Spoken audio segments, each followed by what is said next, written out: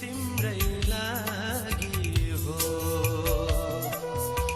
गरिब र धनी सबैको लागि जीवनको पानी हो। ईश्वरको पुत्र आए थे धरती, कोहीले चिनेन। पापीलाई मुक्ति दान दिन मरे, यो कुरा बुझालो। पापीलाई मुक्ति दान दिन मरे, यो कुरा बुझालो।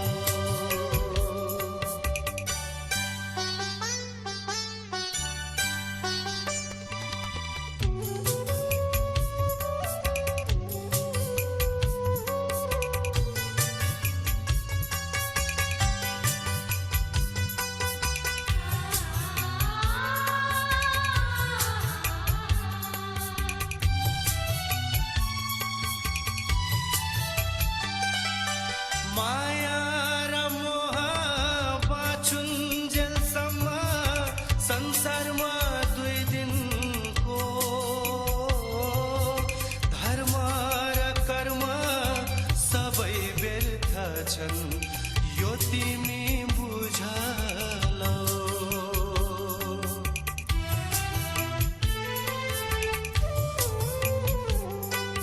माया र मोह बाँचुन्जेलसम्म संसारमा 2 दिनको, धर्म र कर्म सबै व्यर्थ छन्, यो तिमी बुझालो। शिरमा मुकुट काँडाको लागि झुन्डिए क्रुसैमा,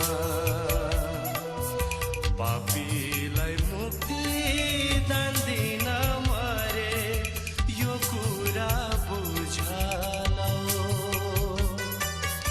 पापीलाई मुक्ति दान दिन मरे, यो कुरा बुझालो।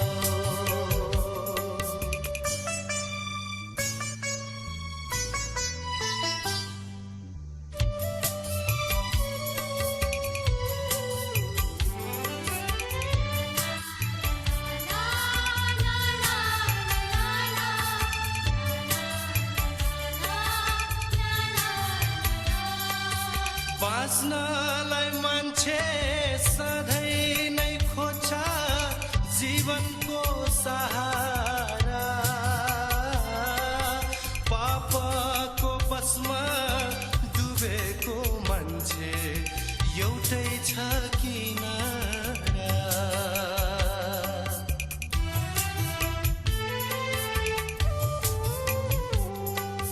बाँच्नलाई मान्छे सधैँ नै खोज्छ जीवनको सहारा। पापको बसमा डुबेको मान्छे एउटै छ किनारा। बाटो र सत्य जीवन छ ख्रीष्ट येशू प्रभुमा, विश्वास गरी हे मेरा साथी जीवन ल्याउनैमा। विश्वास गरी हे मेरा साथी जीवन ल्याउनैमा। लौ सुन साथी सत्यको बाणी, यो तिम्रै लागि हो। गरिब र धनी सबैको लागि जीवनको पानी हो। ईश्वरको पुत्र आए थे धरती, कोहीले चिनेन।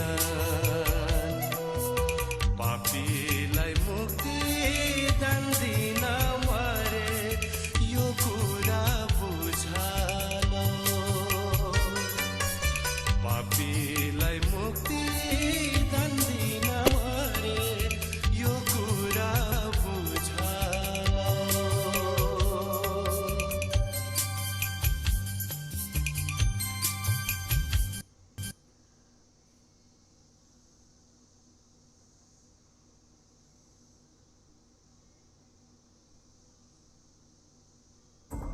It's time to help people customize and save.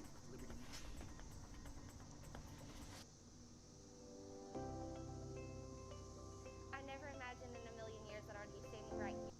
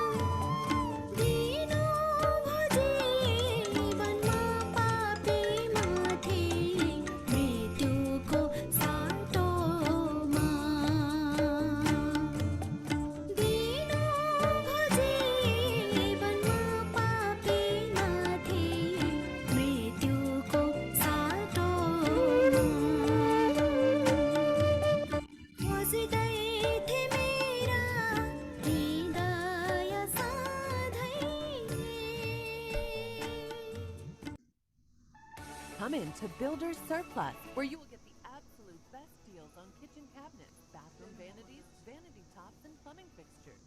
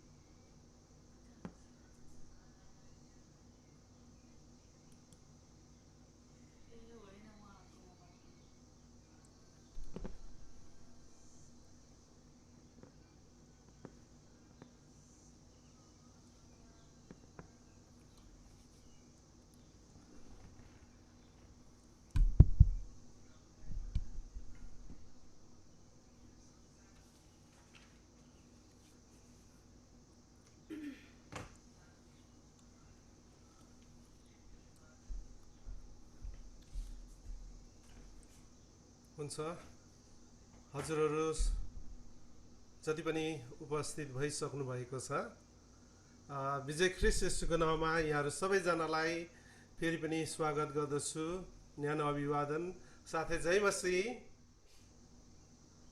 हजुरहरूले मेरो आवाजलाई सुन्दै हुनुहुन्छ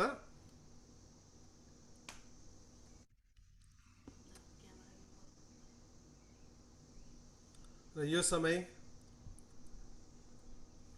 हामी साँच्चै नै आज यो धेरै लामो समयदेखि परमेश्वरले यो जुन एउटा सानो एउटा कार्यक्रम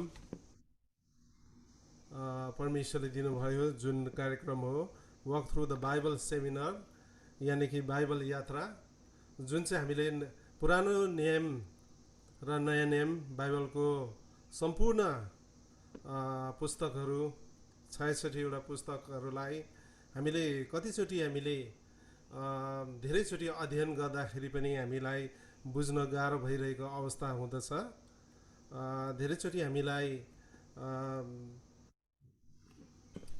हामीले चाहँदै पनि हामीलाई कतिचोटि यो कुराहरू हामीलाई कता कता नमिलेको जस्तो गुजुल्टेको जस्तो हैन त्यस्तो खालको भान हुँदछ तर आज तपाईं अनि मलाई सबै कुराहरू छर्लङ्ग बनाउनको निम्ति स्पष्ट बनाउनको निम्ति अनि हामीलाई बाइबल अध्ययन गर्दाखेरि हामीले आराधना गर्दै गरेको मण्डलीमा आज सिकाउनको निम्ति र सही प्रकारले यो बाइबलको वचनलाई चाहिँ सही प्रकारले बुझाउन अनि वचन अनुसार हिँड्नका निम्ति आज हामीले यो तालिम walk through the Bible seminar सुरुवात हुन लागिरहेको छ र यहाँहरू सम्पूर्ण हजुरहरू जति पनि देश विदेशदेखि हजुरहरू जोडिरहनु भएको छ यहाँहरू सम्पूर्णलाई यो कार्यक्रममा विशेष स्वागत छ र यो कार्यक्रम साँच्चै नै यसको अन्ततिर जसरी हामीले यो हरेक शनिबारको 8:30 बजेदेखि सुरुवात गर्दैछौँ र यो कार्यक्रम दिनभरिमा हो भने लगभग 8-9 घन्टाको 8 or 9 आवर्सको एउटा कार्यक्रम हो तर हाम्रो समयलाई अलिकति मध्यनजर गर्दै विशेष गरी हामीले हप्तामा 1 घन्टा मात्र यो तालिमको अवधि रहनेछ र त्यसमा हाम्रो बिचमा इन्टरेक्सन पनि हुनेछ इन्टरेक्सन 10 मिनेटको इन्टरेक्सन हामीले राखेका छौँ र यो इन्टरेक्सनको समयमा चाहिँ यहाँले जब हाम्रो शिक्षकले जति पनि कुराहरू बुझाउनुहुन्छ हैन पढाउँदै जाँदाखेरि अनि हामीलाई कतिवटा कुराहरू हामीलाई नबुझेको अवस्थामा चाहिँ हामीले सोध्न सक्दछौँ त्यो प्रश्नहरू राख्न सक्दछौँ हाम्रो जिज्ञासाहरू हामीले प्रस्तुत गर्न सक्दछौँ अनि त्यस पछाडि हाम्रो शिक्षकले हामीलाई नबुझेको प्रश्नहरूको नबुझेको जिज्ञासाहरूको उहाँले अवश्य पनि उत्तर दिनुहुनेछ र यो समय आउनुहोस् हामी छोटो प्रार्थना गरेर आजको यो बाइबल यात्रालाई हामी सुरुवात गर्नेछौँ। म आदरणीय गुरुबाबा पास्टर रुबेन लामा हुनुहुन्छ। म हजुरलाई म यो सानो समय दिँदछु, हजुरले प्रार्थना गरेर सुरुवात गरिदिनु हुन अनुरोध गर्दछु।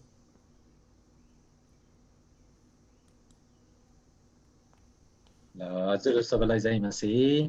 जय मसीह। आदरणीय पशुभा गुरुबा गुरुआमाहरू सबैलाई आवाज सुन्दै हुनुहुन्छ? हजुर हो सुन्दैछु। ल आउनुहोस् हामी आजको यो क्लासलाई अथवा यो सेवालाई हामी सुरुको प्रार्थना गरेर प्रभुको हातमा जिम्मा लाउनेछौँ। परमेश्वर पिता, तपाईँहरूलाई हामी धन्यवाद दिन्छौँ। तपाईँ परमेश्वरले हामीलाई आजको यो सुन्दर घडी यस समय दिनुभयो अनि प्रभु हामी तपाईँको शरणमा आएर तपाईँको उपस्थितिमा आएर प्रभु तपाईँबाट धेरै कुरो सिक्न बाँकी छ अनि सिक्ने क्रममा छौँ। हामी भोक प्यासी आत्माहरू प्रभु तपाईँको शरणमा आउँदछौँ अनि आजको विशेष प्रभु यो क्लासलाई तपाईँको शरणमा राख्दछौँ। अनि जुन यो वक थ्रु द बाइबल भन्ने कुरोबाट हामीले धेरै कुरो सिक्न बाँकी छ। तपाईँ परमेश्वरले हामी सबैलाई सिकाउनुहोस्, हामीलाई त्यो सिक्ने मन हृदयहरू दिनुहोस् ताकि प्रभु हामीले सिकेर तपाईँको महिमाको निम्ति हामी अघि बढ्न सकौँ। अनि जतिजना तपाईँका छोराछोरीहरू यहाँ भेला हुनुभएको छ अनि त्यो सिक्ने मन हृदय गरेर तपाईँको शरणमा आउनुभएको छ प्रभु, वचन स्वयमै तपाईँ प्रभु हुनुहुन्छ अनि तपाईँ परमेश्वरले हामी सबैलाई सिकाउनुहोस् अनि हाम्रो जीवनबाट महिमा लिनुहोस्। प्रभु प्रार्थना गर्दछु तपाईँको दास जसले हामीलाई सिकाउनुहुन्छ तपाईँको छुट्टै अभिषेकता तपाईँ परमेश्वरले दिनुहोस् ताकि प्रभु तपाईँद्वाराको त्यो प्रेरणाद्वारा हामीले धेरै कुरोहरू सिक्न सकौँ। तपाईँको महिमा हाम्रो जीवनमा भएको होस्। धन्यवाद धन्यवाद धन्यवाद। सबै कुरो तपाईँ प्रभुको शरणमा राख्दछौँ। तपाईँ परमेश्वरले आशीर्वाद दिनुहोस् येशू प्रभुको नाममा, आमेन।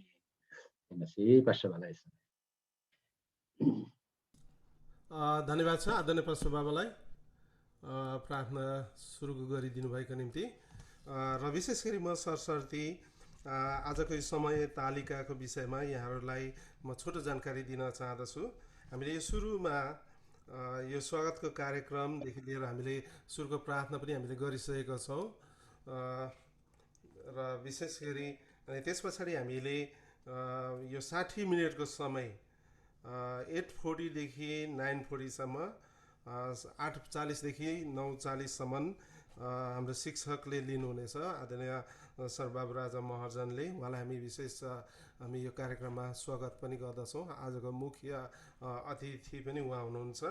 अनि त्यस पछाडि बहिनी एलिसिबा वाइबा जो भुटानदेखि हुनुहुन्छ, उहाँले तपाईँ अनि मेरो माझमा एउटा सुमधुर आवाजमा एउटा भजन उहाँले गाउनुहुनेछ।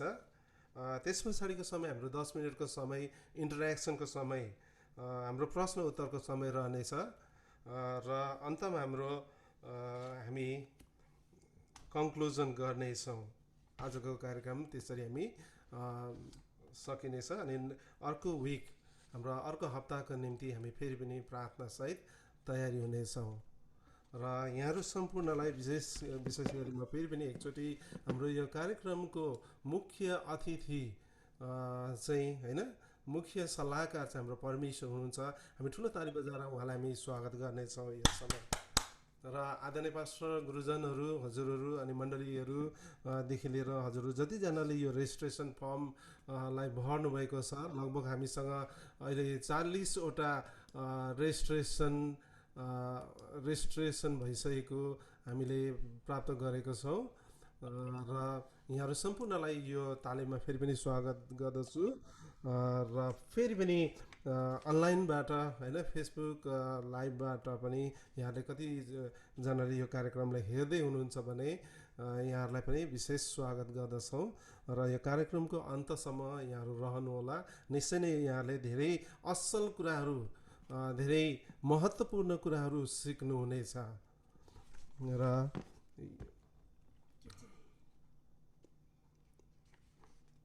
र फेरि पनि हामी यो समयमा आदरणीय सर आजको मुख्य शिक्षक हुनुहुन्छ बाबुराजा सरलाई म यो समय दिन चाहदछु।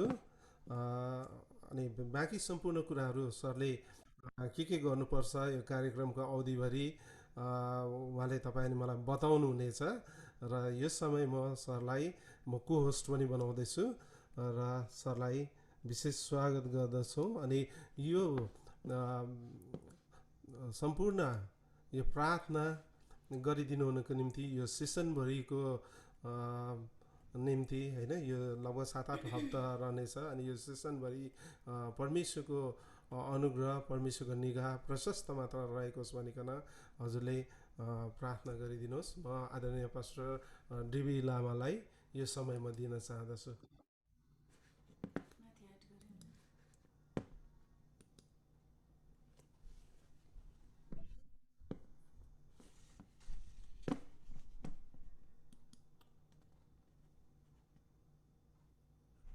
हुन्छ, जय मसीह। यहाँहरू सबैलाई thank you so much. Walk through the बाइबलमा यहाँहरूलाई हामी स्वागत भन्न चाहन्छौँ। एकदमै यो सिक्नुपर्ने पाठ हो। आदरणीय हाम्रो प्रभुको दास बाबु राजा महर्जन काठमाडौँबाट उहाँ हुनुहुन्छ र उहाँले हामीलाई सिकाउँदै हुनुहुन्छ। र सिक्ने हृदय चाहिँ चेलाहरूमा हुनुपर्छ है। चेलाहरूको सिक्ने हृदय थियो। इभन हामी यहाँ पास्टरहरू छौँ तर we have a heart to learn है, लर्निङ हार्ट, कोचिङ हृदय। आउनुहोस् हामी प्रार्थना गरौँ।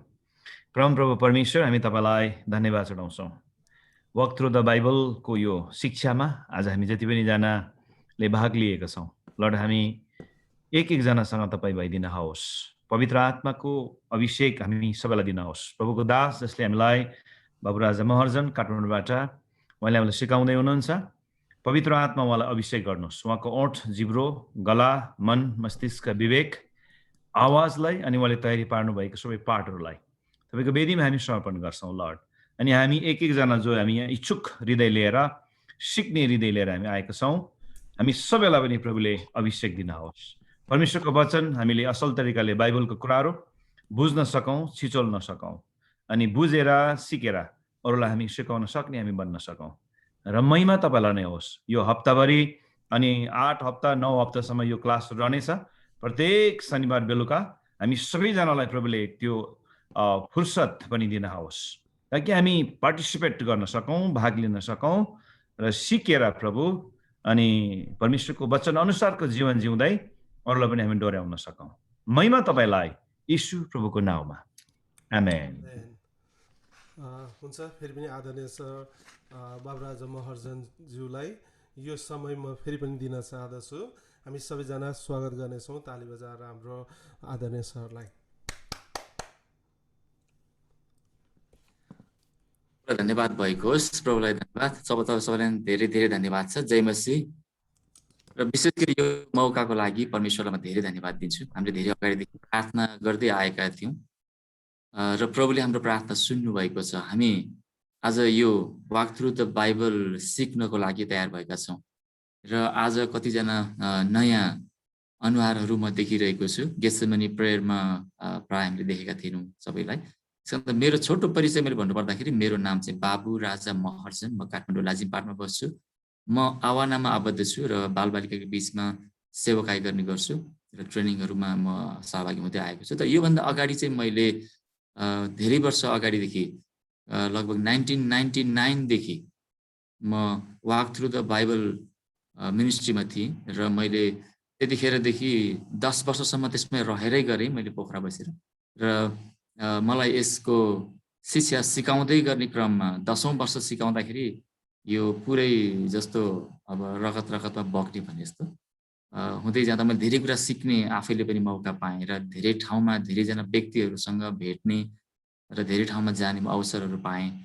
र यसै क्रममा मैले सिकेका कुराहरू र त्यहाँ अरू सिक्ने व्यक्तिहरूले व्यक्त गर्नुभएका अभिव्यक्तिहरूले गर्दाखेरि यो शिक्षामा अहिलेसम्म पनि म एकदमै लागि परेको छु र धेरै ठाउँमा अझै पनि यो शिक्षाको डिमान्ड छ। नेपालको धेरै ठाउँमा गएको महिनाहरूमा पनि मैले धेरै ठाउँमा सिकाएको थिएँ र यसै क्रममा आज जुमबाटै भए पनि पहिलो पटक म जुममा सिकाउँदैछु यो चाहिँ।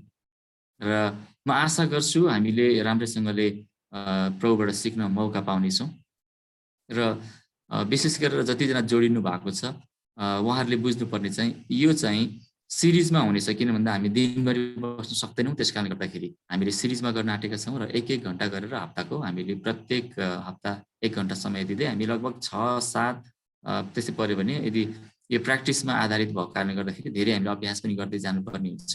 त्यसले गर्दाखेरि हामीले हुनसक्छ यो 8 हप्तासम्म जाला, तर तपाईँहरूको रेगुलर तपाईँले नियमित रूपमा तपाईँले यसलाई एटेन्ड गर्नुभयो भने हामी सँगसँगै धेरै कुरा सिक्न सक्नेछौँ। र आरपी डानियल पास्टरले जति मेहनत गर्नुभएको छ यसको लागि म धेरै धन्यवाद दिन्छु। उहाँले धेरै नै चाहना गर्नुभएको थियो, हामी पहिला पनि गरेका थियौँ हामीले पूर्व नेपालमा यसलाई, र हामीले सँगसँगै सेवा गर्दै आएका छौँ अहिलेसम्म। र अहिले फेरि हामी यो वाक थ्रु द बाइबलमा भेला भएका छौँ। धेरै धेरै धन्यवाद छ जसजना जोडिनु भएको छ।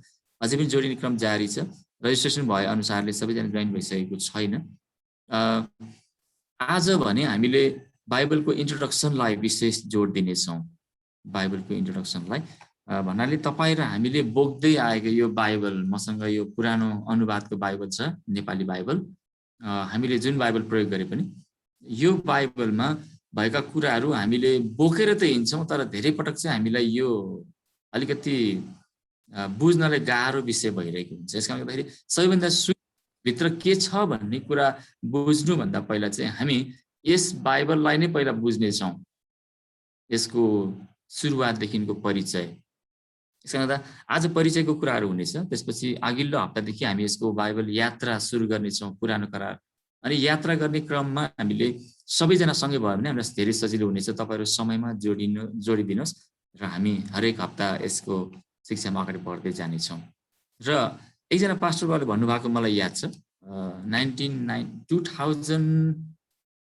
2000मा होला, 2001मा या 2000मा हामी पोखरामा ट्रेनिङ गर्दै थियौँ। एकजना गुरुबा आउनुभयो। त्यतिखेर प्रायः नै हामीले गुरुबाहरूलाई मात्रै बोलाएका थियौँ, किन भन्दाखेरि त्यो ट्रेनिङमा चाहिँ सबै गुरुबाहरूले सिकेर फेरि सिकाउनु पर्ने थियो। र त्यहाँनिर एकजना गुरुबाले यसरी भन्नुभयो, उहाँले 15 वर्ष पास्टरको सेवाकाई गरिसक्नु भएको, र उहाँले आएर भन्नुभयो यो ट्रेनिङमा आउँदाखेरिको अनुभव र ट्रेनिङ सकिन्जेलसम्मको अनुभव उहाँले बताउनु भयो। उहाँ आउँदाखेरि चाहिँ यो बाइबलको कुरा हामीले जानेकै छौँ, 15औं वर्ष भयो पास्टरको रूपमा त सेवाकाई गरेको भन्ने सोचले उहाँ आउनु भएको रहेछ। अनि उहाँले जब यो सिक्दै जानुभयो, सुरुमा अब त्यो बाइबलको उत्पत्तिको पुस्तकको 1 अध्याय 2 अध्याय हुँदै हुँदै जाँदाखेरि त्यो त प्राय बाइबल पल्टाउने बित्तिकै मान्छेले पढ्ने खण्ड हो। अनि यो त केटाकेटीलाई पठाइदिनु पर्ने रहेछ, म आएछु भन्ने उहाँले सोच्नु भयो अरे। मैले घरको केटाकेटीलाई पठाइदिएको भए हुने रहेछ, उहाँहरूलाई ती नानीहरूलाई फाइदा हुने रहेछ, यो सृष्टिदेखि सिकाउने रहेछ। अब यो सृष्टिमा भएको घटनाहरू पहिलो दिन यसो भयो उस्तो भयो भन्ने कुराहरू भएछ भन्ने कुरा भएछ, उहाँलाई नानीहरूलाई पठाउनु पर्ने रहेछ भन्ने भान भएछ। र जब 3 दिनसम्मको ट्रेनिङ लगातार चल्दाखेरि जब सिक्दै जानुभयो, बिचमा पुगेपछि त उहाँले एकदमै इन्ट्रेस्ट लिएर बस्नु थाल्नु भएछ। उहाँ हुन त हुनुहुन्थ्यो, तर उहाँको मनमा चाहिँ पुरा अब चाहिँ सिक्नुपर्ने रहेछ भन्ने मन भएछ। अन्तिम दिनमा उहाँ पहिलो व्यक्ति हुनुहुन्थ्यो, आशिष बाँड्ने व्यक्ति, र उहाँले भन्नुभयो मैले 15 वर्ष पास्टरको सेवाकाई गरेँ र आज चाहिँ मैले बोक्दै गरेको, मैले सिकाउँदै गरेको बाइबललाई देख्ने आँखा मेरो खुल्यो यो ट्रेनिङमा भनेर उहाँले भन्नुभएको थियो। अनि यो चाहिँ साँच्चै नै अर्थपूर्ण, उहाँले भित्र हृदयबाट भन्दै हुनुहुन्थ्यो। किनभने सुरुको दिनमा त उहाँ त छोडेर जाउँ जस्तो, नानीहरूलाई पठाइदिन्छु भन्ने यस्तो कुरा गर्दै हुनुहुन्थ्यो। र पछिल्लो दिनमा चाहिँ 3 दिनपछि उहाँको त्यो कन्सेप्ट त्यसरी परिवर्तन भएको थियो। र मलाई लाग्छ आज हामीले पनि बाइबललाई बोकिहिँडेका छौँ, परमेश्वरलाई प्रेम गर्छौँ, हामी परमेश्वरको वचनलाई प्रेम गर्छौँ, त्यसमा केही शङ्का छैन। तर हामीले बोक्दै हिँडेको बाइबलमा भित्र के छ भन्ने कुरा चाहिँ कसैले सोधिहाल्यो भने हामी के भन्छौँ, त्यो चाहिँ महत्त्वपूर्ण विषय छ। र हामी जोड्ने क्रम जारी भए तापनि म तपाईँको अगाडि जुन मैले तयारी गरेर लिएर आएको छु, किनभने अब लाइभ सिकाउँदा र यो जुममा सिकाउँदा अलिकति फरक हुने भएको कारणले गर्दाखेरि मैले जुमको लागि भनेर त्यसैलाई मैले सक्दो प्रयास गरेर लिएर आएको छु। म तपाईँको अगाडि स्क्रिन सेयर गर्न चाहन्छु। र यो चाहिँ पुरानो करारको यात्रा, मलाई लाग्छ तपाईँले देखिरहनु भएको छ होला।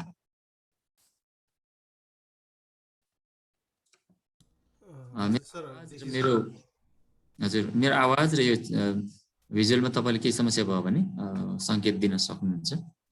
हजुर एकदमै राम्रो छ सर अहिलेलाई। धन्यवाद धन्यवाद। अब यो पुरानो करारको यात्रा यो बाइबल अनुबाट सुरु हुन्छ। अनि यो बाइबल भनेको चाहिँ हाम्रो निम्ति चाहिँ धर्मशास्त्र, अब कतिजना त हरेक व्यक्तिले बुझ्दाखेरि यो धर्मशास्त्र क्रिस्चियनहरूको शास्त्र पनि भन्छन् कतिजनाले। अनि यसरी एउटा शास्त्रको रूपमा मात्रै, एउटा पुस्तकको रूपमा मात्रै लिइन्छ भने यो चाहिँ इजरायलीहरूको निम्ति चाहिँ परमेश्वरले दिनुभएको उनीहरूको त आफ्नो पुस्तक हो, अनि उनीहरूको इतिहास हो यो इजरायलीहरूको निम्ति। र उनीहरूले यसलाई आफ्नो देशको बनाएका छन् भने यसमा भित्र भएका कुराहरू उनीहरूले अहिलेसम्म पनि एकदमै प्रतिबद्ध भएर पालन गर्ने गर्छन्। अनि हामीले पनि प्रभुमा विश्वास गर्ने अवसर पायौँ। प्रभुको अनुग्रहले हामी प्रभुको अधिकारबाट प्रभुले चुनिभएको जातिदेखि धेरै टाढाका मानिसहरू भए तापनि हामीले अनुग्रह पायौँ र हामीले यो बाइबल हामीले बोक्न थालेका छौँ। तर यसमा भएका कुराहरू हामी सिक्दै आए तापनि जस्तै हामीले उत्पत्तिको पुस्तकमा भएका घटनाहरू हामीले सिकेका छौँ, यसको पुरै थाहा छ हामीलाई। त्यसरी नै नुहको घटना पनि थाहा छ, हामीले नानीको बाल सङ्गतिको नानीहरूले पनि यो सिक्दै आएको हुन्छ। त्यस्तै गरेर यो नुहको मोसाको घटना पनि हामीलाई थाहा छ, लाल समुद्रलाई कसरी उहाँले चाहिँ पार गरेर चाहिँ आफ्नो मानिसहरूलाई ल्याउनु भएको थियो। त्यसरी नै उनले दिनुभएको व्यवस्थाको विषयमा पनि हामीलाई थाहा छ, व्यवस्थामा के लेखेको छ भन्ने पनि हामीलाई थाहा छ। हामीलाई राजा दाउदले शासन गर्नुभएको, सलोमन साउलले शासन गर्नुभएको घटनाहरू पनि थाहा छ।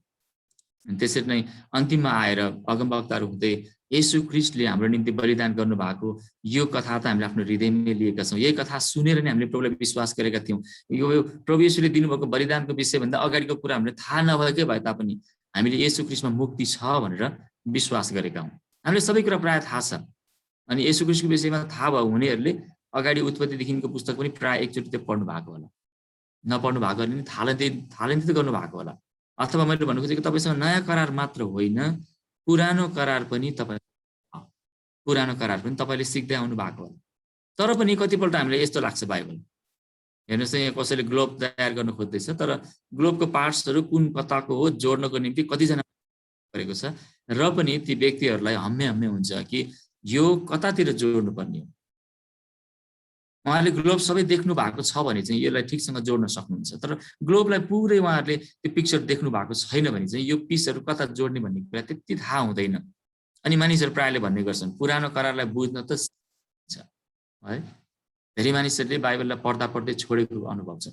मेरो पनि कि उत्पत्ति, प्रस्थान, लेवी अनि गन्ती पढ्न थालेपछि गन्तीको पुस्तकमा दिएका ती एकदमै गाह्रो, अलि लामो खालको प्रोनाउन्सिएसन गर्न अलिक कठिन खालको नामहरू आउन थालेपछि अनि मान्छेहरूले बुझ्न छोड्छ, अनि त्यसै पढ्न छोड्छ। अनि हामी पढ्दै जान्छौँ, अगाडि पढेको कुराहरू हामी त्यही पनि जाने गर्छौँ है। हामी धेरै पटक बिर्सिँदै पनि जान्छौँ। त्यस कारणले गर्दाखेरि मानिसहरूलाई बाइबल पढ्ने रुचि चाहिँ कम हुन्छ। बाइबल किन्ने रुचि चाहिँ छ हामीसँग, तर बाइबल पढ्ने रुचि कम हुन्छ। हामी बाइबल चाहिँ किन्छौँ, नयाँ भर्सन आयो भने हामी किनिहाल्छौँ। नेपालमा पनि नेपाली भाषामा पनि थुप्रै प्रकारको बाइबलहरू आइसकेको छ, पुरै सुनौलो त्यो रङ आइपुगेको छ। अनि मानिसहरूले किनिरहेका छन्, तर पढ्न चाहिँ मान्छेलाई गाह्रो भइरहेको छ। अनि यो बाइबललाई अलिक सजिलो बनाइदियो भने चाहिँ कस्तो होला भनेर चाहिँ वाक थ्रु द बाइबल सुरु भएको छ। बाइबल यात्रा भन्छौँ यसलाई हामी, र यो चाहिँ समयानुक्रम अनुसार ऐतिहासिक यात्रा गर्नु हो। जसरी तपाईँले पुरानो करारको यात्रालाई समयअनुसार भएका घटनालाई समयअनुसार नै बुझ्दै जाने हो। त्यसरी नै बाइबललाई सिक्ने र याद गर्ने सरल र अनुपम तरिका। हामी सिक्दै जान्छौँ अनि बिर्सिँदै जान्छौँ भने त केही फाइदा भएन। कतिपल्ट हामीलाई टाइम वेस्ट भयो भन्ने जस्तो नि लाग्छ। तर बाइबललाई सिक्ने अनि त्यसलाई याद गर्नु चाहिँ एउटा ठुलो अनुभव हो। याद भएन भने त तपाईँले अरूलाई बताउन सक्नुहुन्न, तर जब तपाईँले याद गर्नुहुन्छ तपाईँले बताउन सक्नुहुन्छ। यो चाहिँ एउटा असल कुरा हो। अनि वाक थ्रु द बाइबलले तपाईँलाई याद गर्ने सहायता गर्नेछ। अनि तपाईँले के पाउनुहुन्छ भन्दाखेरि तपाईँले 3 मिनेटमा यसलाई भन्न सक्नुहुनेछ। अर्को 3 मिनेट पुरानो करार र नयाँ करार दुइटै तपाईँले गर्न सक्नुहुनेछ। अनि 3 मिनेट पनि नलगाइकन मैले ट्रेनिङ दिँदाखेरि हामीले जाँच पनि गर्ने गर्थ्यौँ, र त्यहाँनिर गर्दाखेरि चाहिँ उहाँले खरर भन्नु पर्थ्यो इसारा सहित, र उहाँले भन्दाखेरि चाहिँ 1 मिनेट 28 सेकेन्डमा पनि पुरा गर्नु भएको छ भनेदेखि यो एकदमै सजिलोसँगले बाइबल सिक्ने एउटा उत्साहजनक कुरा यहाँनिर छ। अनि कसले तयार गर्यो त यो पनि थोरै कुरा म तपाईँलाई बताउन चाहन्छु। अनि वाक थ्रु द बाइबलको इन्ट्रोडक्सन गराउनु पर्दाखेरि चाहिँ संस्थापक चाहिँ डाक्टर ब्रुस विल्किन्सन हुनुहुन्छ। उहाँ एटलान्टा जर्जियाकै हुनुहुन्छ, र उहाँसँग मैले 2000मा मैले भेटेको थिएँ। इन्डियामा एउटा मिटिङ भएको थियो। अनि त्यहाँदेखि उहाँले थुप्रै यो वोल्टेज भनेर अहिले सुरु भएको छ। वोल्टेज अन्तर्गत 4वटा विषयहरूमा सिकाइन्छ, जस्तै भइहाल्यो पुरानो करार नयाँ करार। त्यस्तै गरेर उहाँले लिडरसिप सम्बन्धी सिकाउनुहुन्छ, त्यसै गरी उहाँले फ्यामिली लाइफ सम्बन्धी सिकाउनुहुन्छ, र साथसाथमा त्यहाँनिर चाहिँ हामीले स्पिरिचुअल लाइफ सम्बन्धी पनि सिक्ने मौका पाउँछौँ। र त्यहाँ थुप्रै वोल्टेज अन्तर्गत थुप्रै विषयहरू पाइन्छ, जसमध्येमा धेरै प्रख्यात भएको चाहिँ सिक्रेट अफ वाइन अथवा दाखको बोटको रहस्य तपाईँले सिक्न सक्नुहुन्छ। याबेसको प्रार्थना भन्ने तपाईँले कतिजनालाई थाहा होला। त्यसरी अरू थुप्रै 7 लज अफ लर्नर भन्ने राम्रो राम्रो कोर्सहरू उहाँले दिनुभएको छ अनि उहाँले तयार गर्नुभएको हरेक कुरा नै एकदमै भिन्दै प्रकारले उहाँले तयार गर्नुभएको छ र त्यो सिक्नलाई धेरै सजिलो छ। अनि उहाँले यो चाहिँ 1976 मा सुरु गर्नुभएको थियो र यो चाहिँ अमेरिकाबाट सुरु भएको र एटलान्टा जर्जियाबाट सुरु भएको हो र उहाँलाई हामी श्रेय दिन्छौँ यसको लागि कि उहाँले एकदमै क्रिस्चियन जगतको लागि एकदमै राम्रो कुरा हामीलाई दिनुभएको छ र जसले गर्दाखेरि उहाँले त थेसिसको रूपमा तयार गर्नुभएको थियो अरे, तर यो थेसिसलाई प्रस्तुत गर्दै गर्दा सुन्नेहरूले यो चाहिँ सबैको लागि उपकारी हुने कुरा महसुस गर्नुभएको कारणले गर्दाखेरि पछि अस्ट्रेलिया हुँदै युके हुँदै अनि अहिले विश्वभरि छ र यो धेरै विश्वभरिका मानिसहरूले प्रभुको वचन सिक्ने मौकाको रूपमा यसलाई लिने गरेका छन्। अब बाइबलको परिचय गरौँ। हाम्रो हातमा बोकी हिँड्ने बाइबल, यस शब्दको अर्थ के होला त बाइबल भन्दाखेरि यो बिब्लोस भन्ने शब्दबाट आएको हो र यसलाई लाइब्रेरी भन्ने अर्थ दिन्छ अथवा हामीले किताब खाना अथवा किताबको सङ्गालो पनि भन्न सक्छौँ बाइबलको हकमा चाहिँ।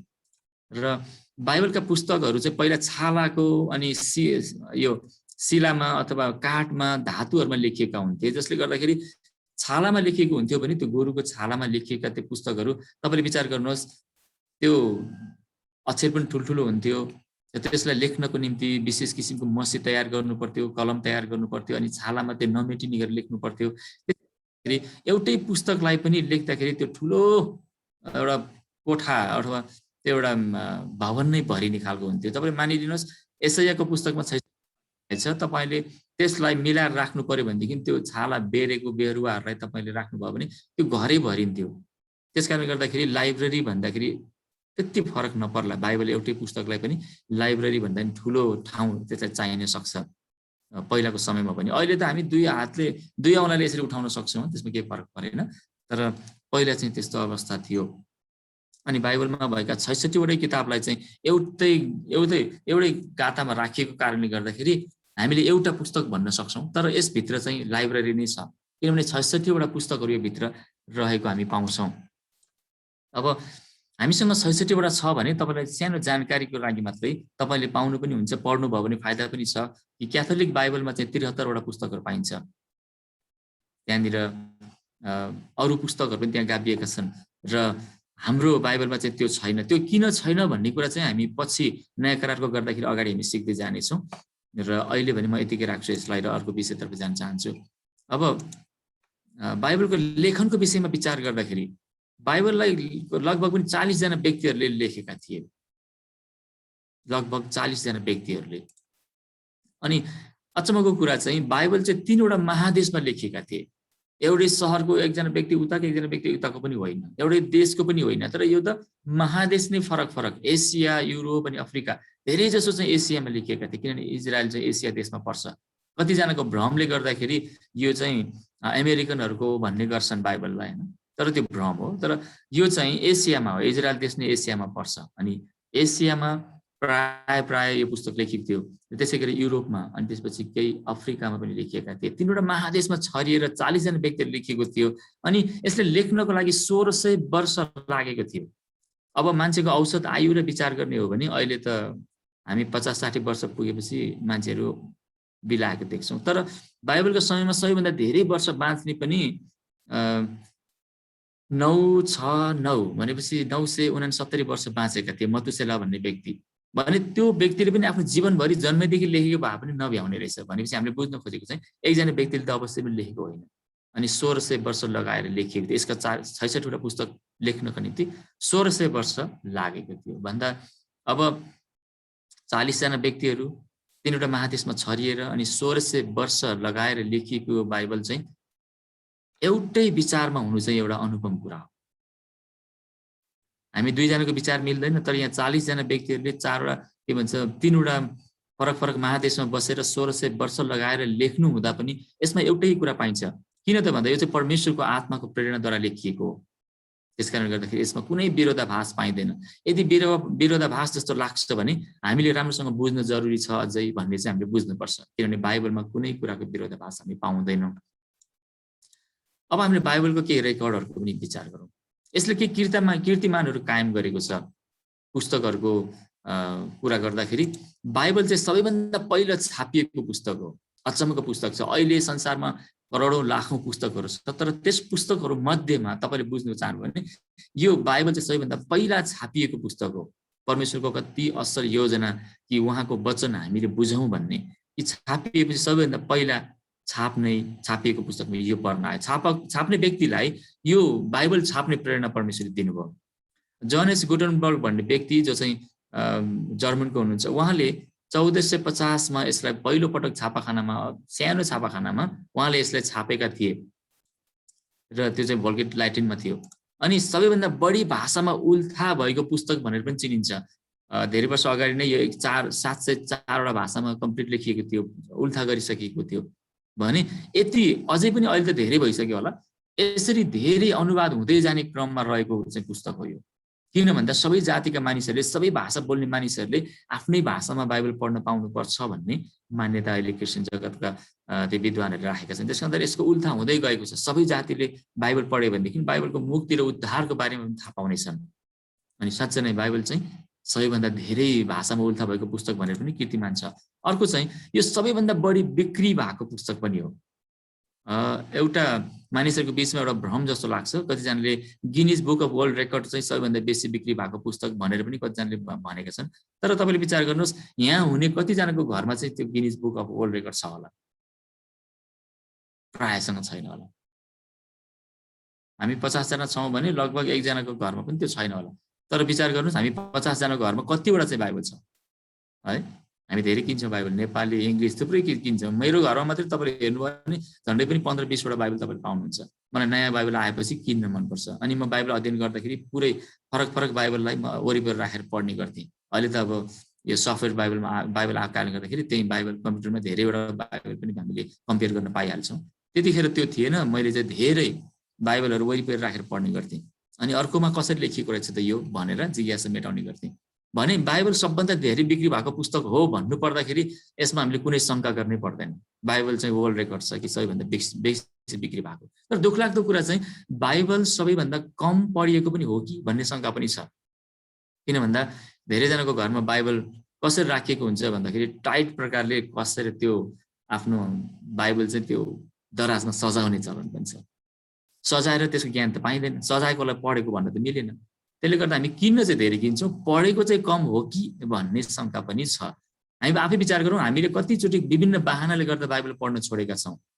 अनि बाइबलमा हाम्रो धुलो लागेको छ। शनिबार चर्च जाँदाखेरि अथवा आइतबार हामी आइतबार शुक्रबार चर्च जाँदाखेरि हामी टकटकाएर पुसेर घोटी सफा गरेर लानुपर्ने अवस्था पनि आउन सक्छ। भने बाइबल थोरै पढिएको पनि हो कि? यो चाहिँ दुःख लाग्दो कुरा हो। बाइबलको परिचयलाई अझै अगाडि बढ्दाखेरि बाइबलको रूपरेखालाई पनि विचार गरौँ। हामीले बोकी हिँड्ने अब बाइबललाई चाहिँ हाम्रो हातमा भएको बाइबललाई विचार गरौँ। अब यो 2 भागमा बाँडिएको छ। सिङ्गे देखिँदाखेरि यो चाहिँ 66 पुस्तक मात्र भनेर हुँदैन, यो 2 भागमा बाँडिएको छ। एउटा भागलाई चाहिँ हामी पुरानो करार भन्छौँ। परमेश्वरले पहिला बाँध्नु भएको पहिलो करार हो त्यो।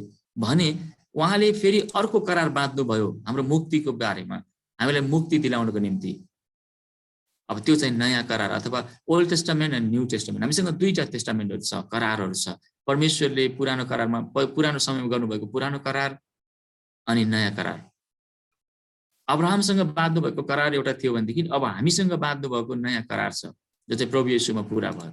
अब बाइबलका पुस्तकहरूलाई पनि विचार गरौँ। 2 भागमा बाँडिएको त्यो पुस्तकमा पुरानो करार र नयाँ करारभित्र कतिवटा पुस्तक छन् त भन्दा 66 वटा पुस्तक छन्। यसलाई हामीले प्रायले थाहा गरिरहेका छौँ, 66 वटा पुस्तक। अनि 66 वटा भन्ने बित्तिकै त्यसलाई गुजुल्डो बनाएको हुन्छौँ। तर हामीले यसलाई 2 भागमा बाँड्न सक्छौँ। पुरानो करारमा कतिवटा छन् त भन्दाखेरि 39 वटा पुस्तकहरू छन्। अनि नयाँ करारमा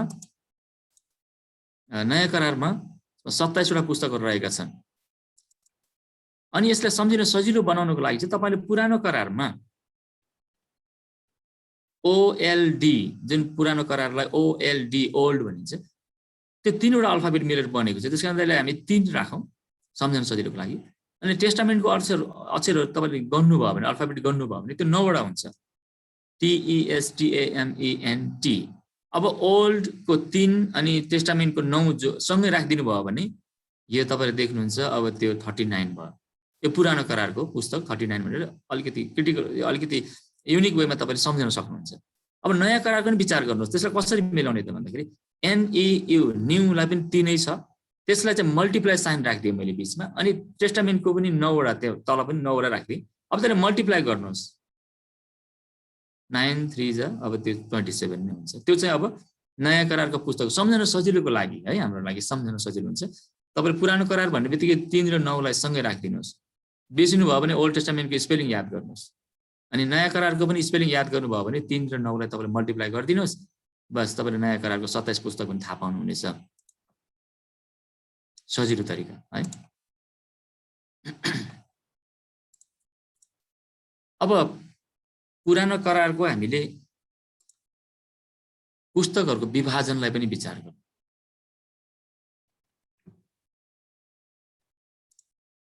हामीसँग भएको पुरानो करारलाई मात्रै विचार गरौँ अब, किनभने हामी नयाँ करारलाई पछि सिक्दै जान्छौँ। अहिले हामी पुरानो कन्सन्ट्रेट गर्दैछौँ, त्यसकारणले गर्दाखेरि पुरानो करारमा भएका 39 वटा पुस्तकहरूलाई हामीले विभाजन गरिएको पाउँछौँ बाइबलमा। त्यो विभाजनलाई थाहा नपाउँदाखेरि धेरैजना मानिसहरूले के पनि गर्छन् त भन्दाखेरि माफ गर्नुहोस्, यो विभाजनलाई थाहा नपाउँदाखेरि कतिजना मान्छेले के पनि गर्छन् भन्दा एसाईको पुस्तक पल्टाउँ भनेर गुरुबाले भन्नुभयो भने नयाँ करारमा खोजिरहेका हुन्छन् कतिजना है, कता राखिएको छ थाहा हुँदैन, अनि बाइबलको सुरुवाततिर खोजिरहेका हुन्छन् किनकि उहाँलाई थाहा भएन। अब कतिजनाले भजनको पुस्तक भन्दाखेरि अगाडि खोजिरहेका हुन्छन्, पछाडि खोजिरहेका हुन्छन्। कतिजनालाई यहोशूको पुस्तक पल्टाउँ भन्दाखेरि चाहिँ अगमवक्ताको पुस्तकतिर खोजिरहेका हुन्छ। किन भन्दा यो 39 पुस्तकलाई कसरी चाहिँ विभाजन गरेर कसरी चाहिँ बाइबलमा मिलाएर राखिएको छ भन्ने कुरा थाहा हुँदैन। तपाईँलाई थाहा छ, तपाईँले जब औषधि पसलमा जानुहुन्छ, अरू पसल भन्दा पनि औषधि पसल त अलिकति अझै गोलमाल जस्तो लाग्छ हामीलाई हैन, किनभने औषधि यति धेरै प्रकारका छन्, धेरै बिमारको निम्ति धेरै प्रकारका औषधिहरू छन्, अनि कुनै चाहिँ मलम खालको, कुनै ट्याब्लेट खालको, कुनै चाहिँ अब लगाउने खालको, कुनै खाने खालको, धेरै प्रकारका औषधिहरू धेरै नाउँका छन्। तर अचम्मको कुरा, तपाईँले डाक्टरको प्रिस्क्रिप्सन लिएर जानुभयो भने तपाईँले देखाउने बित्तिकै त्यो मान्छे फनक्क फर्केर त्यो ठाउँतिर फर्किहाल्छ जहाँनिर त्यो औषध छ। अचम्मको कुरा छ नि, थपक्कै त्यो मान्छे त्यहाँ फर्किन्छ। किन, कसरी थाहा भयो उसलाई? तपाईँको त्यो कागज हेर्ने बित्तिकै, त्यो प्रिस्क्रिप्सनलाई हेर्ने बित्तिकै यहाँनिर छ भनेर ऊ फरक्कै त्यहाँनिर कसरी फर्कन सम्भव भयो? किनकि त्यसलाई अर्डर मिलाएर राखिएको छ, अल्फाबेटिकल अर्डरमा तिनीहरूले राखिएको हुन्छ।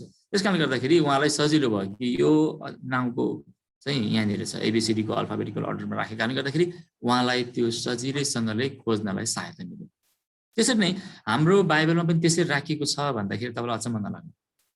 तर बाइबलमा अल्फाबेटिकल अर्डर होइन, यो चाहिँ समयानुक्रम अनुसार, त्यसको प्रकृति अनुसार त्यसलाई मिलाएर राखिएको छ। कुन प्रकारको पुस्तक हो त्यो? अब 39 वटा पुस्तकलाई पनि विभिन्न भागमा बाँडिएको पाउँछौँ। हामीले याद नगरेको मात्रै हो, तर बाइबलमा त्यसरी सरस्वती हेर्नुभयो भने अगाडि इन्डेक्समा तपाईँले पाउनुहुन्छ, त्यो मिलाएर राखिएको छ। यसलाई 3 भागमा विभाजन गरिएको पाउनुहुन्छ। अब विचार गर्नुहोस्, हामी पुरानो करारको मात्रै गर्दैछौँ, तपाईँले याद गर्नुहोस्। नयाँ करारलाई हामीले टच गरेका छैनौँ अहिले, पुरानो करारलाई मात्र टच गरेका छौँ। पुरानो करारको 39 वटा पुस्तकहरूलाई, 39 बुक्सलाई हामीले अब 3 वटा भागमा बाँड्ने कोसिस गर्दैछौँ। 3 भागमा विभाजन गर्दाखेरि यसलाई 3 वटा दराजमा राख्नेछौँ हामी। जतासुकै राख्यो भने त फेरि बिग्रेला, त्यसैले हामी दराजमा राख्नेछौँ। अब बाइबलमा राखिएका भएका पुरानो करारका यी पुस्तकहरूलाई हामी 3 भागमा बाँड्नु पर्दाखेरि